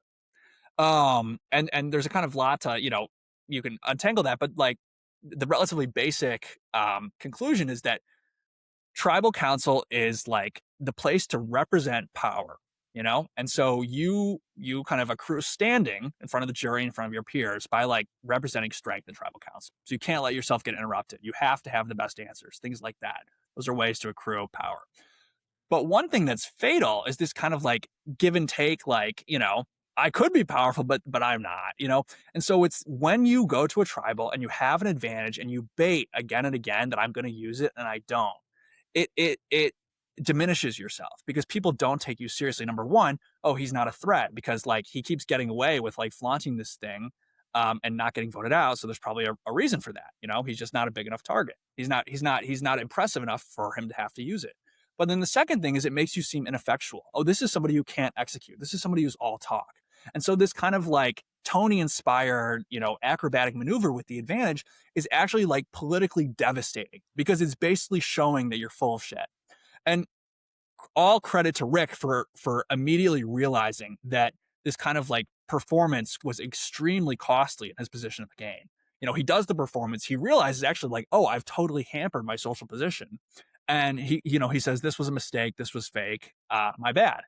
Rizzo hasn't kind of come to that realization. I think if you wanted a precursor, look at Xander at 41. Xander had so much kind of like hoopla about the idol, but that young guy's inability to actually demonstrate power to show that, he could use the idol was I think a big part in like symbolically Yeah. undercutting him as being ineffectual in front of the jury. It seems like that the jury seems to recognize more like a Marianne in Survivor 42 of, hey, I had an idol the whole time. You Yeah. didn't know about it, and I never had to take it out, as opposed to the antithesis of that, which is Rizzo, which is, I have an idol. Nah, nah, nah, nah, nah. You can't get me. I'm going to play it tonight. Psych, I'm not going to play it tonight. That people seem to get annoyed with that, even though it's very effective in getting him further in the game. Yeah, totally. I mean, like, if information is currency, then, like, as Cirie said, then if I'm spouting the same bit of information over and over, I'm like, rubbing my money in your face every day. It seems to aggravate people. Yeah. All right, Drew, I have so many questions for you here Oh my from gosh. the listener, but would you prefer answers from the audience that you could give the questions? We can do it. I mean, I tend to like yammer on for a few minutes, so the syntax is Mhm. going to get complicated. But Yeah. No, if one comes up, we'll see if we can do that. okay. Okay. All right, but all right, Jake O'Kane wants to write, what Oh my gosh. literary figures are Cirie and Devens most like? Actually, what's funny is I was just thinking of this about Ozzy. This question. Because Ozzy to me is like this kind of like Greek hero, like tragic, like Greek figure. Um, with Cirie and Devens though, that's tough. I mean, I don't know. I mean, Rob, do you got any ideas? I'm trying to, or maybe film Don't ask characters. me. I'm I trying to could bog maybe myself. give you TV characters that they're like, but I'm not sure about literary figures. Oh I'm not that cultured. no, no, no. Devens is like the young upstart, the showman. Devens is like Mhm. um Devens is like a Jay Gatsby, I think, kind of like lots of flash, I could see that. emotional undercore, maybe. Uh Destined for an unfortunate end in the game. That I feel like everyone could see coming. Um Cirie though. Cirie is like cunning, tough, matriarch. Um I don't know, man. You gotta get back to me on this. So Jake, I let you Okay, down. we'll come back to it. Okay. All right. How about Cameron says, if Tiffany wins immunity at 5, who will be in jeopardy of going home? That's good. Okay, well, so Jonathan Joe, if Tiffany wins immunity, you got to feel like Aubrey is toast, um, because everyone who wants to go to the end with Jonathan and Joe, and Rizzo will play his idol, and Tiffany's immune. Yeah. You don't think so? You feel like everybody wants to go to the end with Jonathan. I kind of do. I think I feel people like that Joe and Rizzo are the most likely jury goats. interesting. So I just think that especially with Cirie targeting Aubrey, being targeted always can kind of like raise your threat level a little bit, especially by somebody good. I think Mhm. that they probably see Aubrey as an X factor who has the old era appeal to the jury. And I think they probably see Jonathan as somebody who might split votes with Joe and who isn't super appreciated. Um, but I don't know. I mean, the thing is that Survivor is like, you can think of Survivor a little bit like class warfare when you get to towards the end of the game. And you've got the elites and you've got the proles, right? And so the proletariat, the working class people, they're waiting for their number to come up, struggling for a break. These are kind of like the goats, and they don't have much equity in the game, and they're just trying to like slip by to the end. But they also have a natural class consciousness because they know that they're the only people each other can beat. So they need to stick together, right? So they kind of have a natural solidarity. And then you've got the winners, the people who could win the jury vote and who are the threats. The And lions and the hyenas. yeah, the lions and the hyenas. I should have just started like that. But the lions. The thing about the lions is that they also are a class, and they need to defend themselves from the hyenas. However, they have no incentive to have solidarity, right? They have no incentive to work together. Ideally, they can eliminate each other and then just be assimilated with the hyenas. In point of fact, that can never happen. So the most difficult move to do in Survivor, period, full stop, is to get the threats to band together to kill off the hyenas. Mhm. It's really hard. It almost never occurs. Yeah. And I think that like any scenario in 5 where the kind of, win equity people, Tiffany, maybe Aubrey, you know, or Jonathan get together to kill a hyena like Joe, it just is not gonna happen. Yeah. It's so interesting to tie that into this whole conversation that we've been talking about, going back to the beginning where we talk about like the atom of it all, where it's like Mm, the winning combination for a lion is to get to the end with 2 hyenas. That's sort of and the yeah, winning combination for the hyenas is, hey, let's band together and let's take out all of the lions. And I think that that's the scenario that the show really doesn't care for. I think that yeah, they would love a world where it's like, "Hey, all lions, let's go to the yeah, end and let's and you would think that in an all-star season, you would end up with, okay, well, no matter what happens, lions are gonna get to the end, but invariably, you end up with these all-star seasons where, for the most part, maybe outside of Winners at War, you yeah, end up with a mostly hyena endgame. yeah, totally. And a lot of the all-stars, like, just because somebody's brought back as an all-star doesn't mean they're a great Survivor player. It is what it is, and sometimes they get kind of preferential edits that are revealed when they return. Um, but maybe the kind of like, you know, the coach, like, let's have the strong stick together. Or I think Reba really was a great example of this. This was like very explicitly our mentality for a lot of the game, where it's like the right way to play if you're a lion is probably to compromise with the other lions for as long as possible, you know, to take as many goats off the board. Mhm. Um, and it's just it requires like such an incredible amount of like foresight and trust. I mean, you really have to like build up those relationships, and it's just probably not a possibility. Really from final 7 to final 5 in this Yeah. season. Easier said than done for the Lions to work together Yeah, because you have to have some agreement with like, okay, well, this person's a nothing. Like, let's vote them out. Like, sure, yeah. why not? But why? Why am I wasting a vote here on this person? Tiffany, I mean, Tiffany tried her best. Tiffany's like, Rizzo's going to steal a jury seat or a final 3 seat. I don't know why you wouldn't then go make that argument, like, say, for Joe, who you don't seem to really care for. I mean, that would seem to be like the next logical Yeah. conclusion. But yeah, Well, I think it was Rizzo's idol that was like, okay, well, he's going to, we're not going to vote him out tonight. And then tomorrow he's going to play his idol. So he's really getting ahead 2 spots where Joe, we still could vote him out tomorrow if we want to. yeah, I know. But the thing is, it's like if Rizzo is going to take up a seat and is a 0 vote finalist, that's kind of the Mhm. calculus. Well, Joe has de facto immunity. Like, like under what scenario does Joe not make the final 3? So I feel like, Mhm. it doesn't actually really matter if you kill Rizzo versus kill Joe if you're just worried about a seat taken up. He's got the idol. Yeah. Who cares? Let's just take the other one. How Yeah. did you feel about your season 45 representation on season 50, Dee and Emily? Yeah, I mean, I thought it was good. Both made fairly decently far in the game, which we really appreciated. I thought Dee showcased really what is like her defining strength of her game, which is that she has phenomenal intuition. She can get a really quick social read on people, and she can make like bonds that hard really quick and really fast. So that was that was the perk of Yeah. her. And then Emily was a lot of fun. I thought Emily maybe was like overcompensating a little bit for like feeling that she lacked agency on 45. But nonetheless was memorable and fun, and I was very happy to see them both out there and do well. Yeah. I said to Emily that she was very down on herself about her exit in Survivor 45. It wasn't like a scenario like where it was, okay, well, this is an easy vote. Everybody's voting for Emily tonight. It was actually the antithesis of that.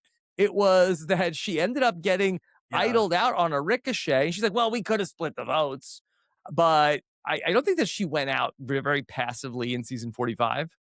I feel a lot of guilt about this, but like the the basic gist to my like understanding, and I should have to ask her, is that like Emily thought that like Austin and I like had her back like pretty much unconditionally. And in reality, we had this like other family on the side. And I Hmm. think that and I, when I voted off, I was like, okay, I'm like done hanging out with you guys. Like I'm leaving. Like I don't need to like we're not friends. Like see ya. Which I don't feel the same way now, but that was how I felt at the Yeah. time. I think that like maybe she felt like she had put so much stock in us and like our relationship rather than playing her own game, and that going out and not having known about the idol was a consequence of that passivity. So that's kind of my like guilty conscience interpretation of it. You'll have to ask her. Okay. All right. Chris Colton wants to know, if you were in Rizzo's shoes facing a decision to tell Ozzy to play his idol or not, what would you have done? And do you think that Rizzo's decision will leave any additional fallout beyond Cirie's ouster?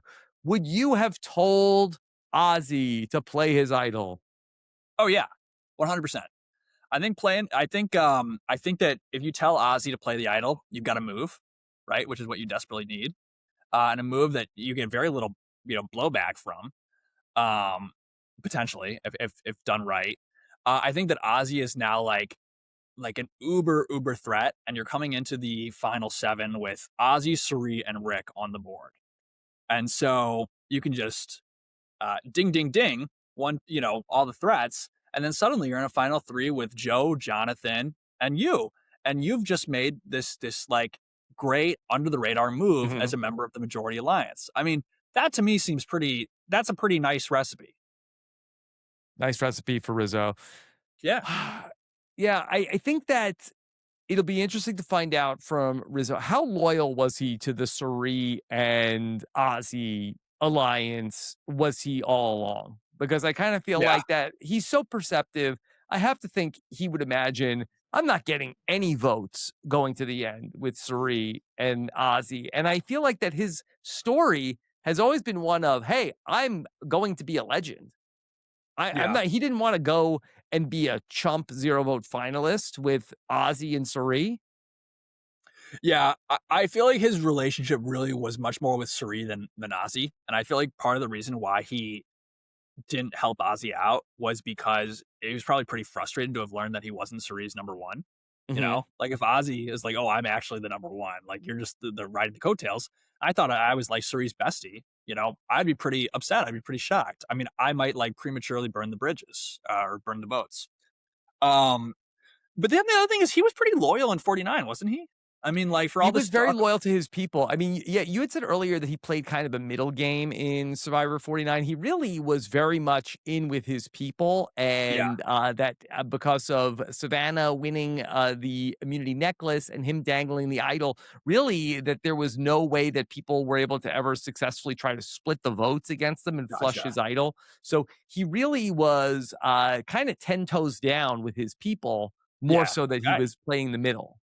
I guess I was thinking of the current season then, and to be totally He has honest, played a very different game here. The one yeah, consistent thing has been that his unwillingness to play the idol. yeah. Very unfortunate. Yep. Capital is made to be spent, you gotta Mhm. expend. Yep. Okay. This is from Scott Rash, who says, change it up for Drew. The answer, this Survivor contestant's biggest obstacle is overcoming their own legend. Cirie, like if Mhm. Cirie was a first time player, she could win easily. It's this kind of like the reputation for of like falling so short that totally screws her every opportunity. I mean, that's just got to be the right answer here, Yeah. Rob. And people I were really telling them, think that Cirie, if she ever plays again, needs to come back with a bad attitude. Like she needs to come oh yeah, back and just be like roasting people and being mean. It's like, boy, Cirie's kind of mean. Like, I don't know. Like, she seemed nicer on TV. She's kind of mean to us. I don't think any people are going to vote for her I would love to see her just like hit the gym super hard, like just be like a physical threat. and And then win the the challenges. Yeah. most of the game, you can be like, oh, I'm off the couch, and we're gonna try our best, and I'm gonna break the hammock, and then just like final six, like elite, Iron Man athlete. That's kind of what I Mm, I think her yeah. best, plan forward One of the is. two ways. A lot of people are asking if you are watching Pop Culture Jeopardy or would appear on Pop Culture Jeopardy. I don't think I'd be very good at pop culture Jeopardy. When I went on my initial run and they were trying to like launch again, like I got an email about it, and I didn't like seize on that. Um, I'm not actually that good at bar trivia, Rob. I'm like a crammer, and I Yeah. have an amazing, phenomenal short-term memory. So I can basically sit down 2 weeks before I go on Jeopardy and learn, the entirety of an encyclopedia, Yeah. Why and then are just there forget that 3 afterwards. people on the pop culture Jeopardy teams? Why do we go from 1 person? I get if you wanted to do 2, but why Yeah. 3? Is that really to mimic the feeling of bar trivia? Maybe I think also they kind of want to like get some of the like rapport of like the Family Feud panel. Do you know what I mean? Mhm. Like, Steve Harvey, the game itself is not very compelling, but then you can go over to the family and they can like, interact and like chum it up and so probably like 3 is like the half step to like maybe get some of that dynamic. Mhm. Okay. Alright. Let me give you question from this is from Chorozenek, who says what is Drew's perspective on voting between a big visible game where moves are clear and they cite Jonathan, or an under the radar game that's effective but needs more explaining at final tribal council? I'm pretty much in theory. I mean, obviously, like with Austin, Mhm. I felt that we had a social bond that would have been immoral not to have voted for him. But if I didn't have that kind That's of why relationship, Charlie likes you so much. yeah, maybe I didn't know that. We've never met, so I'm glad to hear I got a fan. You're his kind Um, of guy. yeah, well, good. Yeah, yeah, yeah. I am kind of like a loyal gameplay guy. But I'm just voting for the big moves every time. Oh, I'm not. so you would vote for resume over story. Yeah, probably. Interesting. Yeah, Um, that's the kind of gameplay I want to encourage. That's what I want to represent me. That's what I vote for. yeah. Steven and I were talking about on the know-it-alls that he felt like that Aubrey and her contributions to the season, he felt like is a little bit of and I don't want to put too many words in his mouth, but a little bit of a byproduct of Aubrey edit maxing. What do you think about that? Oh yeah, I mean, like this is like we're on fraud watch here. I don't dislike Aubrey. She's a very talented player. She's a lot better of a player than I am. But this game is no different than any of the 3 previous times that she's played. I mean, we've had the same exact problems, and she played the same game she got on Game Changers, and because she didn't make Final Three or whatever reasons, she got 4 confessionals the whole season. Hmm. It's like the same kind of like I'm on the outs, I'm aloof, and then I kind of am going to be like intentionally aloof because I'm unhappy, and things are just going to spiral out of control. I think that Steven's spot on. She had a confessional today where I even wrote it down. Let me hold on. I wrote it down in my notes here. Um, oh, she was like the start of the episode. She was like, "It's go time now," and I was like, "Go time? It's day 23. Like go time? Like you've got maybe 48 hours left. Like what are you Yeah. talking about? It's go time." Yeah, I compared Aubrey to a Marianne, where it's like, is this not the stereotypical new era game where that you are sort of like on the outs and then nobody's looking at you and there's a bunch of big threats and they all pick themselves out and you take out the last of the big threats and you stand there at the end of the game and you tell your story about how you were the underdog who got hot at the right time. Like this is the 26-day game. Yeah, no, I mean certainly there is a formula for it, and I'm not like not disparaging her as a player, Hmm. she could obviously do it and do it really well, and we'll see if she does. And maybe getting out Ozzy was is going to be that move in the edit, but the point is the thing about Marianne, that kind of gameplay is that like you're really just treading water for a long time, you know. Hmm. Like, Yeah. if you played this amazing game, you really, I mean, it was at the last 1% of the game, and the rest of it, I mean, you were sacking potatoes. So, Yeah. Okay. This is another theory I want to try out on you because okay, I referred to all of the twists in this game as a squid gamification of Survivor, but we like bring it. back our biggest cast ever for Survivor 24 players. It's not necessarily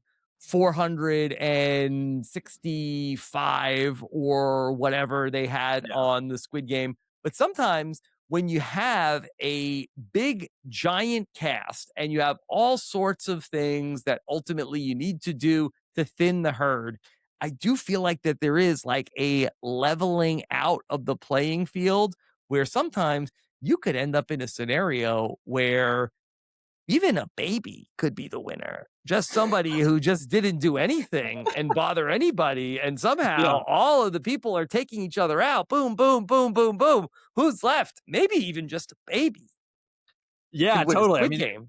it's not much of a meritocratic game plan. I will say I know people in the next season of Squid Game, which hasn't aired yet, and I think that your analogy will age well.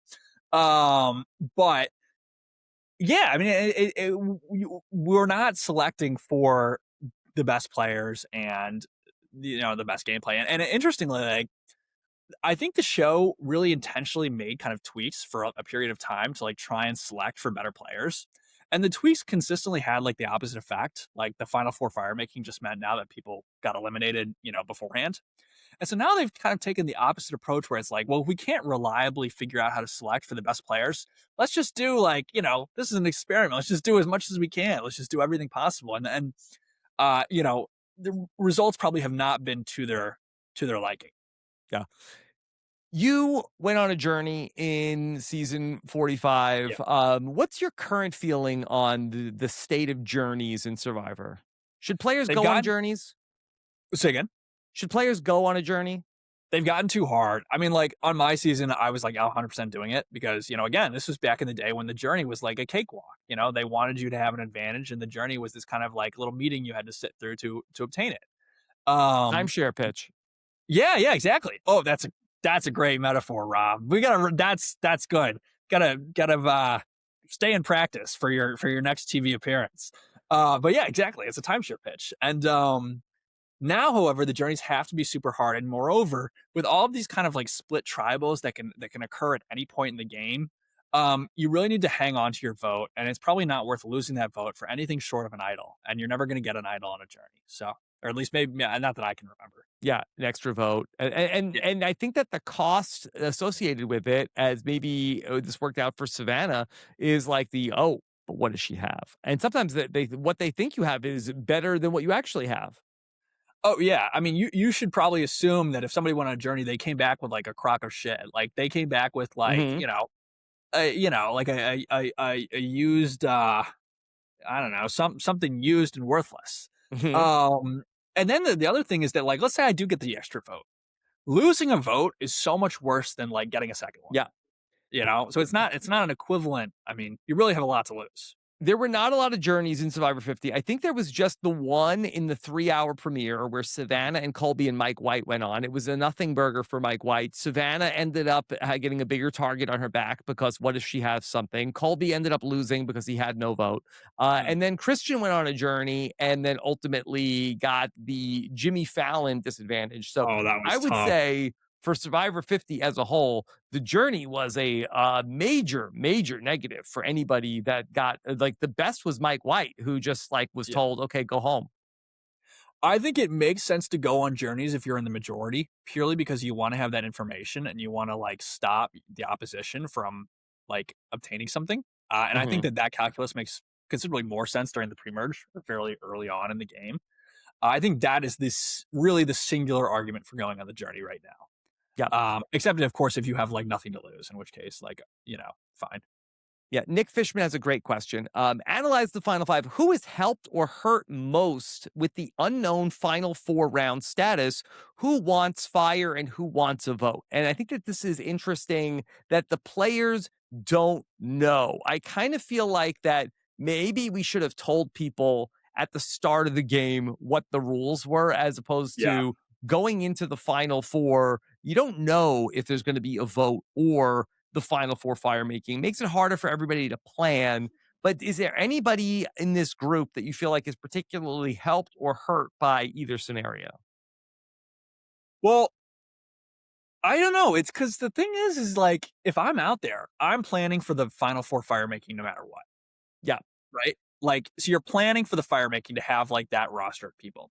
And so then the only person who could be um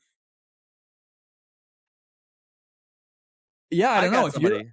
oh yeah.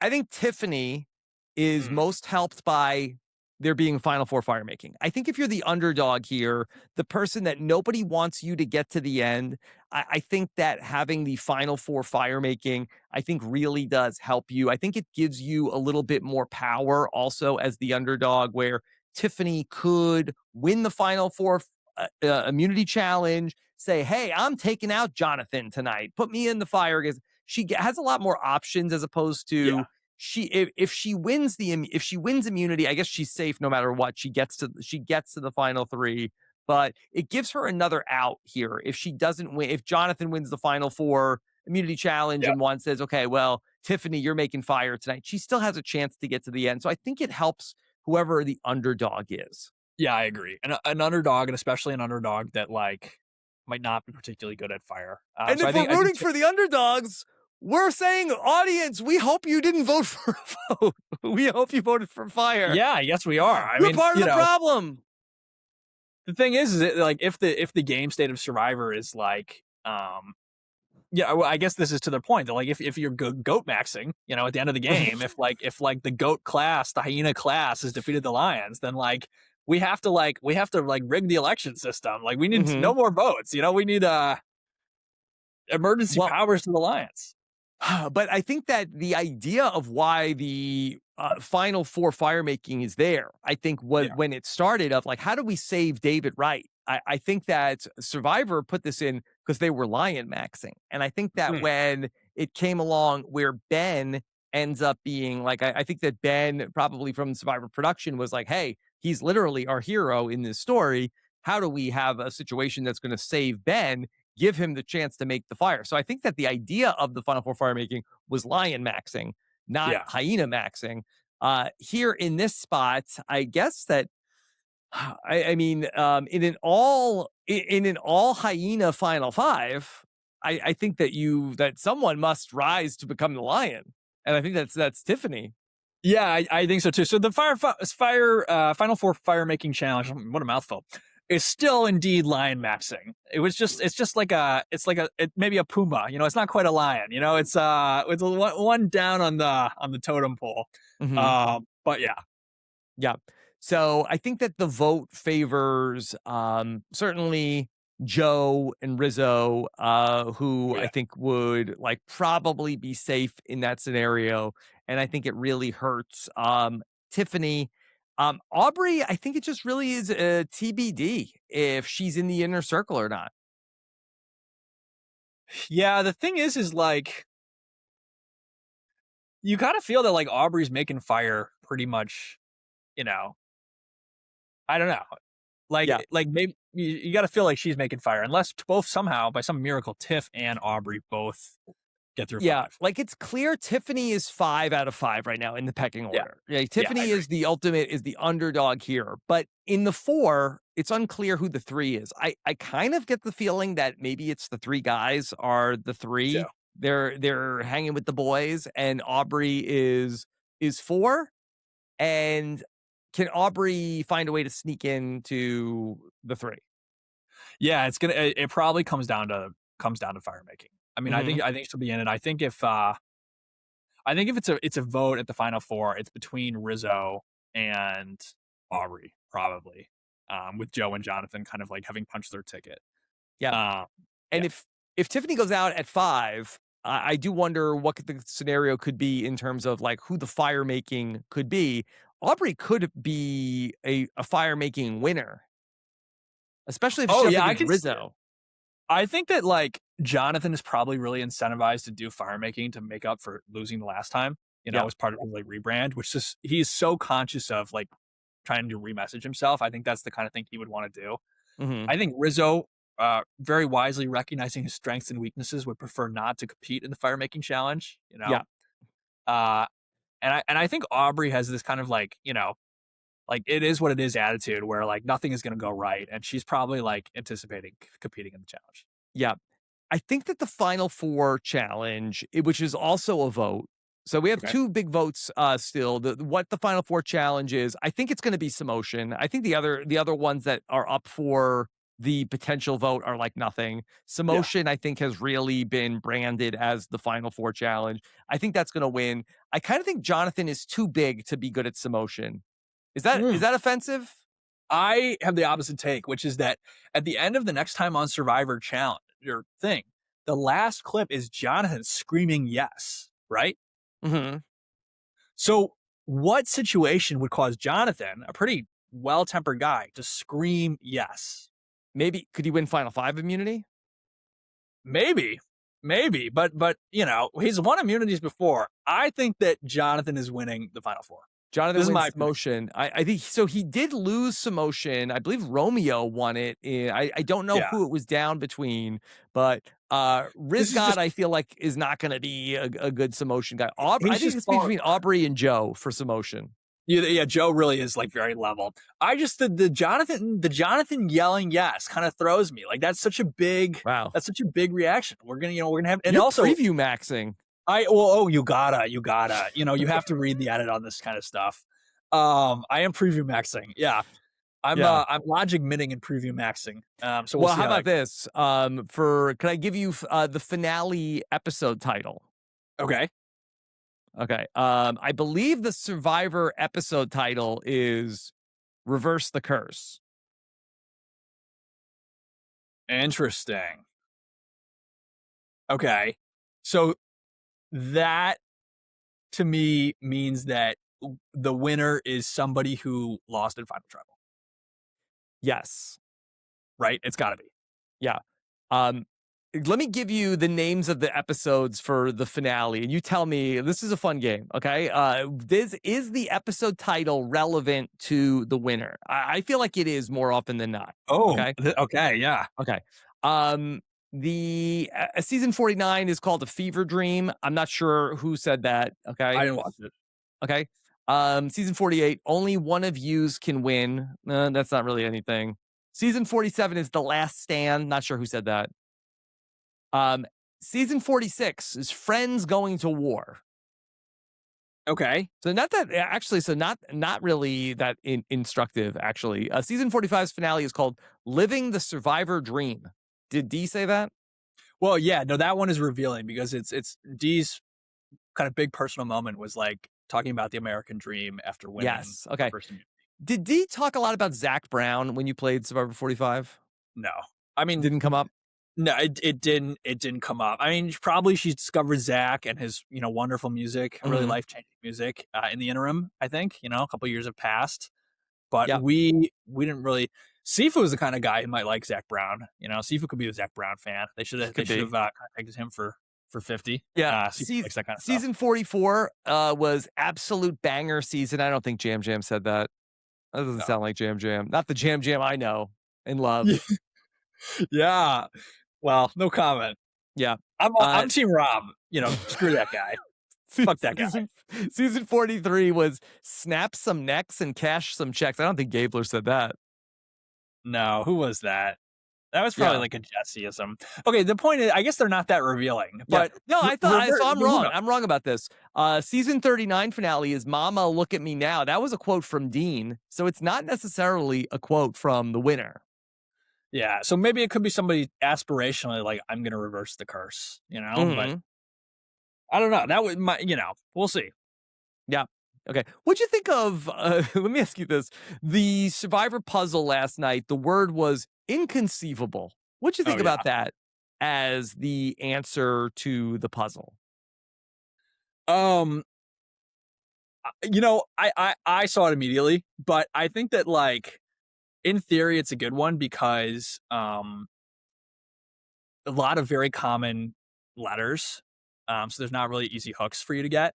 I Mhm. think that like the easiest way to like do it is obviously the B. So, with Yeah. all those very Latin letters, that B kind of sticks out. And so I would probably like think "able," and then Mhm.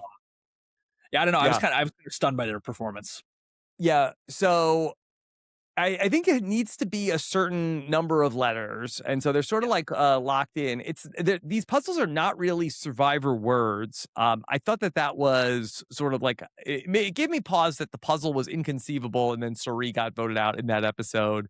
Where going back to that, there used to be conspiracy theories about how the puzzle that won the episode with the Varner and Zeke thing was metamorphosis, and that was part of like that it was going to be Zeke's story in that Okay. episode. Because that's not really a Survivor word either. Okay. But going back to in season 48, then the last time they did this arch puzzle when Joe did the got fun betrale, Okay. the puzzle was unforgettable, but so not really a survivor word either. But I guess got fun betrale was unforgettable. I won this challenge, but I can't remember what the word was. Yes, Uh, I remember we were there. yeah, I was there. Yeah, Mhm. I forgot it was that In episode. New I was pretty Orleans. toasted at that party. I had Yes. no idea what was going on. Yes, you were having the best time. In Yeah. season 46, they did this, and Tiffany was part of it in season 46, where they did it as a tribe, All and the right. puzzle That was good. answer was persistence, which I think that actually plays into a little bit of the doing the puzzle of you need to have persistence to win that challenge. Yeah. Yeah. What is it? 15 letters? Not a lot of good 15-letter words. I mean, Mhm. it's hard to even think of a 15-letter word, and they're all like technical, like, legislatability. Okay. Like, they're really a paucity of options there. So I have some sympathy for the puzzle creators. I mean, Yeah, here, to let me your give you future some contestants. here are some 15-letter words. Okay. Do you like any of these? Acknowledgeable. I don't know. How about this, psychoanalyzing? I like psychoanalysis. I think that our dear, slate of contestants, it would be like the challenge when no one could do a Sudoku puzzle. I don't think anyone would get it. But Mhm. Yeah. Oh, accomplishments. That's a good one. that's an option. That's plausible. I mean, it's a Yeah. little white bread, but Yeah. What about, acclamation? I don't know. It's weak. It's weak. That's another one where I think they might struggle. Yeah. Are we sure is it 15? Is it 15 or 14? How many letters Let's see. Oh, it's 13. It's 13 Oh, letters. 13-letter word. Okay, so That's a alright, so game changer. That's a lot game easier. changer. Okay. All right, some good 13-letter words. So what did they pick from? Entertainment. That would be good. Yeah, that could be good. Yeah. Technological, you Mhm. know, Yeah. embracing the future. Relationships. That's right there. Entrepreneurs, Mhm. orchestrating vote companies. Yeah, opportunities. Opportunities. That's good. Unprecedented even. Unprecedented would be good. Yeah. Okay. So, yeah, maybe Knowledgeable. they struck out on 13-letter word. Okay. Well, Um, let's see. How about what happened to the quiz format immunity challenges? Bring them back, says Stephen Cass. I honestly kind of agree. I felt like the Cambodia quiz was such a refreshing, The like, one that immunity. Stephen won the reward? Yeah, I like Yeah, that's at nighttime. when I think back to old seasons, that's like one of the few challenges I can remember because it was Yeah. so atmospheric and interesting. And I think the quiz challenges are fun. I think that really the problem is that like we're just sitting in Fiji, there's no new Yeah. material. Well, I feel like that the challenges this season overall have just been kind of just same old, where it's the biggest season ever, season 50, we're bringing everybody back. And we've just been kind of just been rolling out like the regular standard new Yeah, era challenges. totally. I What are you agree. I gonna mean, do? like, actually, this is something I really loved about the tribe has spoken, or the tribe and I have spoken. Excuse me. So Yes. sorry. This particular chapter. Where is it? You know what chapter I'm talking about? About Cochrane. Oh, Oops All Cochran chapter. Yeah, Oops All Cochrane. The show has gone from like this is like a realer than real like survival situation to like we're the most self conscious television show on TV. Mhm. Um, so I thought that was a great point, Rob. But yeah, the challenges have been totally like unremarkable. I Yeah. don't know. I can't remember a single one. Yep. It's just basically a lot of just we're just like these are the challenges that we do and ready set stand still. I think that almost every single challenge in the post merge has been some at least this last one that they did was an obstacle course. And this was like the first individual immunity challenge that we've had which wasn't ready set stand still. You got to assume that these challenges are just like pre-built, and they just like Yeah. they freshen them up with a new coat of paint between seasons. Yeah, the price Maybe is the right. show could subsidize some of the challenge budget, and you could just open these up to tourists on the off season. If they're just sitting there, and Mhm. they're unchanged. I don't know. Yeah. But also, if they really rebuild them, imagine how annoyed you'd be if you're like one of the Fijian crew members and like every few months you have to like backbreakingly build the same ramp, that you built last year. I would be pretty. Yeah, I I'd be think like, they why just don't you keep just? one ramp, right. I get it. Right. Yeah. Okay. This is from Deep Fried Couch, who wants to say, "What are your thoughts on Padma Lakshmi?" Okay, because I said something about this in the chat BCC because I thought, after the episode we get America Culinary Cup, and it opens and she's like, I'm Padme Lakshmi, you know, mhm, like this is what I'm referring to. I don't know, something about her just skeeves me out a little bit. you don't She's like her. like she's not like a real person, you know. She's like she's too elite. I was in New York a few years ago with my girlfriend. Too much of a lion. We need a hyena. That's why I like Yeah, Kristen Kish. She used to be a yeah, hyena. regular, relatable, you know. Regular. I was in New York a few years ago, and my girlfriend and I were just shopping. You know, we were walking around all the nice stores, and we went to like I think Ralph Lauren or something. You know, nice but Wow. not like crazy. And there was this very wealthy woman with a cape in Ralph Lauren shopping, and she was kind of an Wow. older lady, and she was leaving. And so, you know, as I was coming in, I was like, "Oh, I'll hold the door for you." She just marched right past me, didn't even look at me. You know, and I was like, "Oh, I guess I'm not in her tax bracket." You know, I'm not. I don't live in the Upper East Side. That's kind of the vibe I get from Padma Yeah. Lakshmi. Yeah. You get that? Maybe that's kind of what Cirie needs to bring into her game the next time she plays of like, "Do Mm. you know who I am? Do you know, are you in my tax bracket?" Like, She's people are she's like, like, "Well, I "I should got really up don't off the like her duvet," anymore." you know? Yeah. Got up off, you know, we gotta nicen up a little bit. I don't think it'll be very effective, but we She's could being see it. too It's humble. being too humble. Yeah. Yep. Okay. Drew, is anything else on your mind about Survivor, Beyond? Um, not like, you know, I'm gonna shamelessly self-promote here. Next week, I've got an article coming out, in The What's it Baffler. about?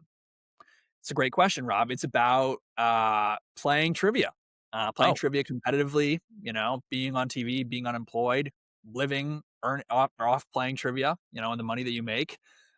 It's a you know reported feature. I went to like some trivia events where people are like competing at the highest level, and I worked really hard on it, and I'm very proud of it. So if you're listening yeah. to this next week, go ahead and keep an eye out for this article. You know, I would really you know like to see it do well. So go ahead and read it. How'd you decide where to go to see what people are doing playing trivia?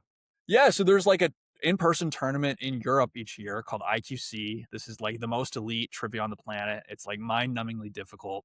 Um, with the exception of Victoria Gross and Yogesh, no, no Jeopardy player is going to be good enough to like place at this tournament. I mean, these people are Wow. so wildly intelligent. They have like photographic memories. They're the smartest people you've ever met. They're so smart that they like are like underperformers in the rest of their life. They're like too smart. It's the best way I could explain it. Mhm. Sometimes. And so I wanted to go meet these people and like get obliterated in the tournament of the most difficult trivia on the planet, and I did both of those things. Can I ask you, in Yeah. the world where AI is becoming more prevalent, Ooh. how much does that affect the world of trivia where that, we So certainly my had thesis. Google Yeah. for all this time. Does that having any effect on the world of trivia? Yeah, and that actual kind of like that nostalgia is really what the piece is about, and it's something I feel. But like another really astute like you know point, Rob, which is like back in the day, if you were like you know the fun facts guy, you know Google didn't exist. I mean that was a lot of you know that was really impressive. I mean that's all annihilated. And I think that the reality is that AI is going to like decimate knowledge work the way that like industrialization decimated, you know, crafts. Right. These days, if somebody can like make a really good table, you know, I'm kind of like, oh, well, that's a neat hobby. I mean, it's totally lost the allure. People who are smart, people like me, who in theory, like 100 years ago, could have kind of traded off that verbal intelligence. I mean, that's a feature of the past. That's no more. And so there is something kind of elegiac about like doing trivia, you know, or going to bar trivia and like toting out all of these like, you know, facts and ways of thinking that we learned in school because the world has moved beyond these. I mean, these Yeah. won't be relevant But anymore. AI So is yeah. wrong about a lot of things. Is there any sort of like, is there any like weird thing where it turns back around where it's like the AI overview so many times just has the basic facts wrong? Somebody who actually does know the facts, it's almost like that the Googling has caused, so like the well has been poisoned in some ways where it's not as reliable as it once was. Does the person who actually knows the facts at any point become a little bit more of a commodity? Maybe. And I think that that is the hope. Um, I have a much more fatalistic attitude about it, which is that the like sheer progress that has been made in 4 years is like quite literally something out of a science fiction novel. And Hmm. there's very little reason for me to believe that that progress wouldn't continue. Yeah. All right. Well, kind of a On down note. that dour, very dour But note, the thing is that reality television can't be replaced. that's true. Yeah, yeah, yeah. I'm gonna have like a little AI version of me, that I'm gonna like soft launch and roll out to these shows. And like, okay, if you need some talent infusion, somebody to like, I don't know, be a mild villain. Like, here's my kind of AI console that you can plug in, and we'll see, we'll see. I'm gonna be a pioneer here, Rob. Yeah. Pioneer to Okay. the AI reality game. All right. Where could people check out your article next week? Hmm. So it's being the baffler, but the best way, of course, to like keep up with what I'm doing in the book and such is Instagram. You can find me at Drew Basile 45. I believe I don't actually know my handle. I guess I should, and of course on Twitter or X, where I am. I'm an infrequent poster, and I'm not Yeah. actually a very good poster, but you can follow I'm me not a there. good poster. I think I'm almost ready to call bankruptcy on the X.com, even though I still read a lot there. Yeah. I think that I used to have like quips that I would post there. Nobody cares. Nobody's interested Yeah. like here's a little funny aside.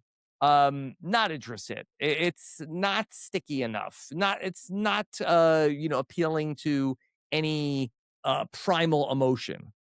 I agree, and it's also so, like, clannish on, like, X. It's like you're in the, like, reality thing and you say, like, "oomphy," or I don't know, to this day, I have no idea what "oomphy" means. Or you're, like, kind of in the right-wing bubble, but, like, there's no market anymore for kind of normal tweets, you know? It's Yeah, the yeah, you bottom is can't do falling it out. anymore. What can we do? Yeah, okay. What are you gonna do? But anyway, this was such a delight. I always am thrilled to have you. Will you watch Survivor 51, at least for me? Absolutely, absolutely. I most certainly will. I'll watch 52 as well, and, You can come on and just for the first episode even. no, no, I'm gonna watch it. I'm gonna watch it. I'm back. There was kind of like when I got cut from 50, I was like, okay, well, this was the last shot. Like I'll never play again, which Yeah, which is true. And then I was kind of like disenchanted, and then the show was doing all this kind of ridiculous stuff, and I was like, okay, well, like I'm gonna set sail to this whole experience. But watching 50, I kind of have like begun to appreciate it more as a viewer and see it kind of intellectually and academically as I did in the past. And I'm more excited about 51 than I was yeah. even for like 50. Listen, you gotta keep watching. This is like our college that we all went to. We're Yeah, alumni. We gotta look watch who's winning there. their bowl games. Yeah, yeah, yeah, I agree. I agree, Rob. I apologize for my disloyalty. I'm back. I'm, Thank you. I'll wear my buff colors. Whatever is required. But I'm Yeah. looking forward to coming back whenever you'll have me. Yes. And how do you feel like now seeing how the season played out? Do you feel like that there would have been a home for you in season 50 or do you think it would not have gone well? Um, the thing is, I'm pretty like loose on these podcast appearances, so I did have the thought that like some people might not like me because of things that I have said about them that they maybe didn't care for. So that was a slight concern. Um, I occasionally will get like unfollowed by somebody for my opinion, which is like fair Uh-oh. enough. There's a lot of Yeah, I know. blocking going on too. No, but I think I would have done pretty well Oh, with wow. this cast. Yeah. See, I would have thought that maybe you sort of get painted with the same brush of like the Emily, Christian, Aubrey, Rick. Oh, like, oh, he's a gamer. But I'm really like a no bullshitter, and it's my like firm belief that the most optimal way to play Survivor is to be loyal pretty much for like the majority of it.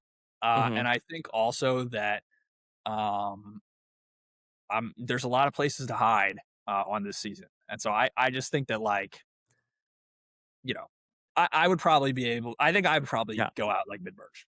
Oh, yeah. Yeah. I'm sort of resigned. I don't think it would have gone great for me. So it's an easier You pill to know, swallow. Rob, pre-game alliance right now. I got your back whenever, but at season 100. The thing is like you know everybody, so it's kind of it's hard to say how do you do. I mean, you're obviously a great Yeah, but player. I think that that would be more of a weakness than a strength. I think it'd be so easy to say, "Oh, he knows everybody." People would be intimidated by it. I kind of do agree. Mhm. But That being said, I foresee that when it's time for Jeff to hang up the mantle permanently, Yeah, um, I don't know. I don't know about that. But I'll say I yeah. know everybody, but I'm like everybody's like 15th best Survivor friend. You know? Yeah, but I mean, are there 14, preferences gonna oh, well, I see what you mean. I see what you mean. Yeah, yeah. Like, Maybe 50th best survivor friend, you know? Yeah, yeah. yeah, how many people are like, I'm not like, um, like, ride or die with too many people of like that. This is my best friend. Yeah. Well, it was such a I mean, since we haven't talked, but it was such a pleasure to watch you on Traders. I really Yes, enjoyed it. yes. I Short actually but sweet. You didn't have to no, watch that much. seriously, I subscribed. This is the only season I'd ever watched to watch you, and I Yeah. actually loved it. I thought it was a great season. Yeah. And Oh, thank you for that. well, Peacock can thank me for Drew Basile's 10.99 a month. Yeah, yeah, yeah. Probably Actually, I more than forgot that. to cancel. So they Yeah. they they really has been 10.99 a month. Okay. All right. Thank you so much for joining us. Always fun with Drew. We've still got a lot more fun coming up this week, including Lisa Welchel is going to be on the podcast. Wow, How about that? that's a name you haven't heard in a while. Yeah. Uh, So we will check in with Lisa and everything else to get you ready for the big Survivor 50 finale. Take care, everybody. Have a good one. Bye.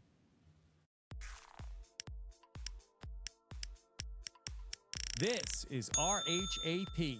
We know reality TV.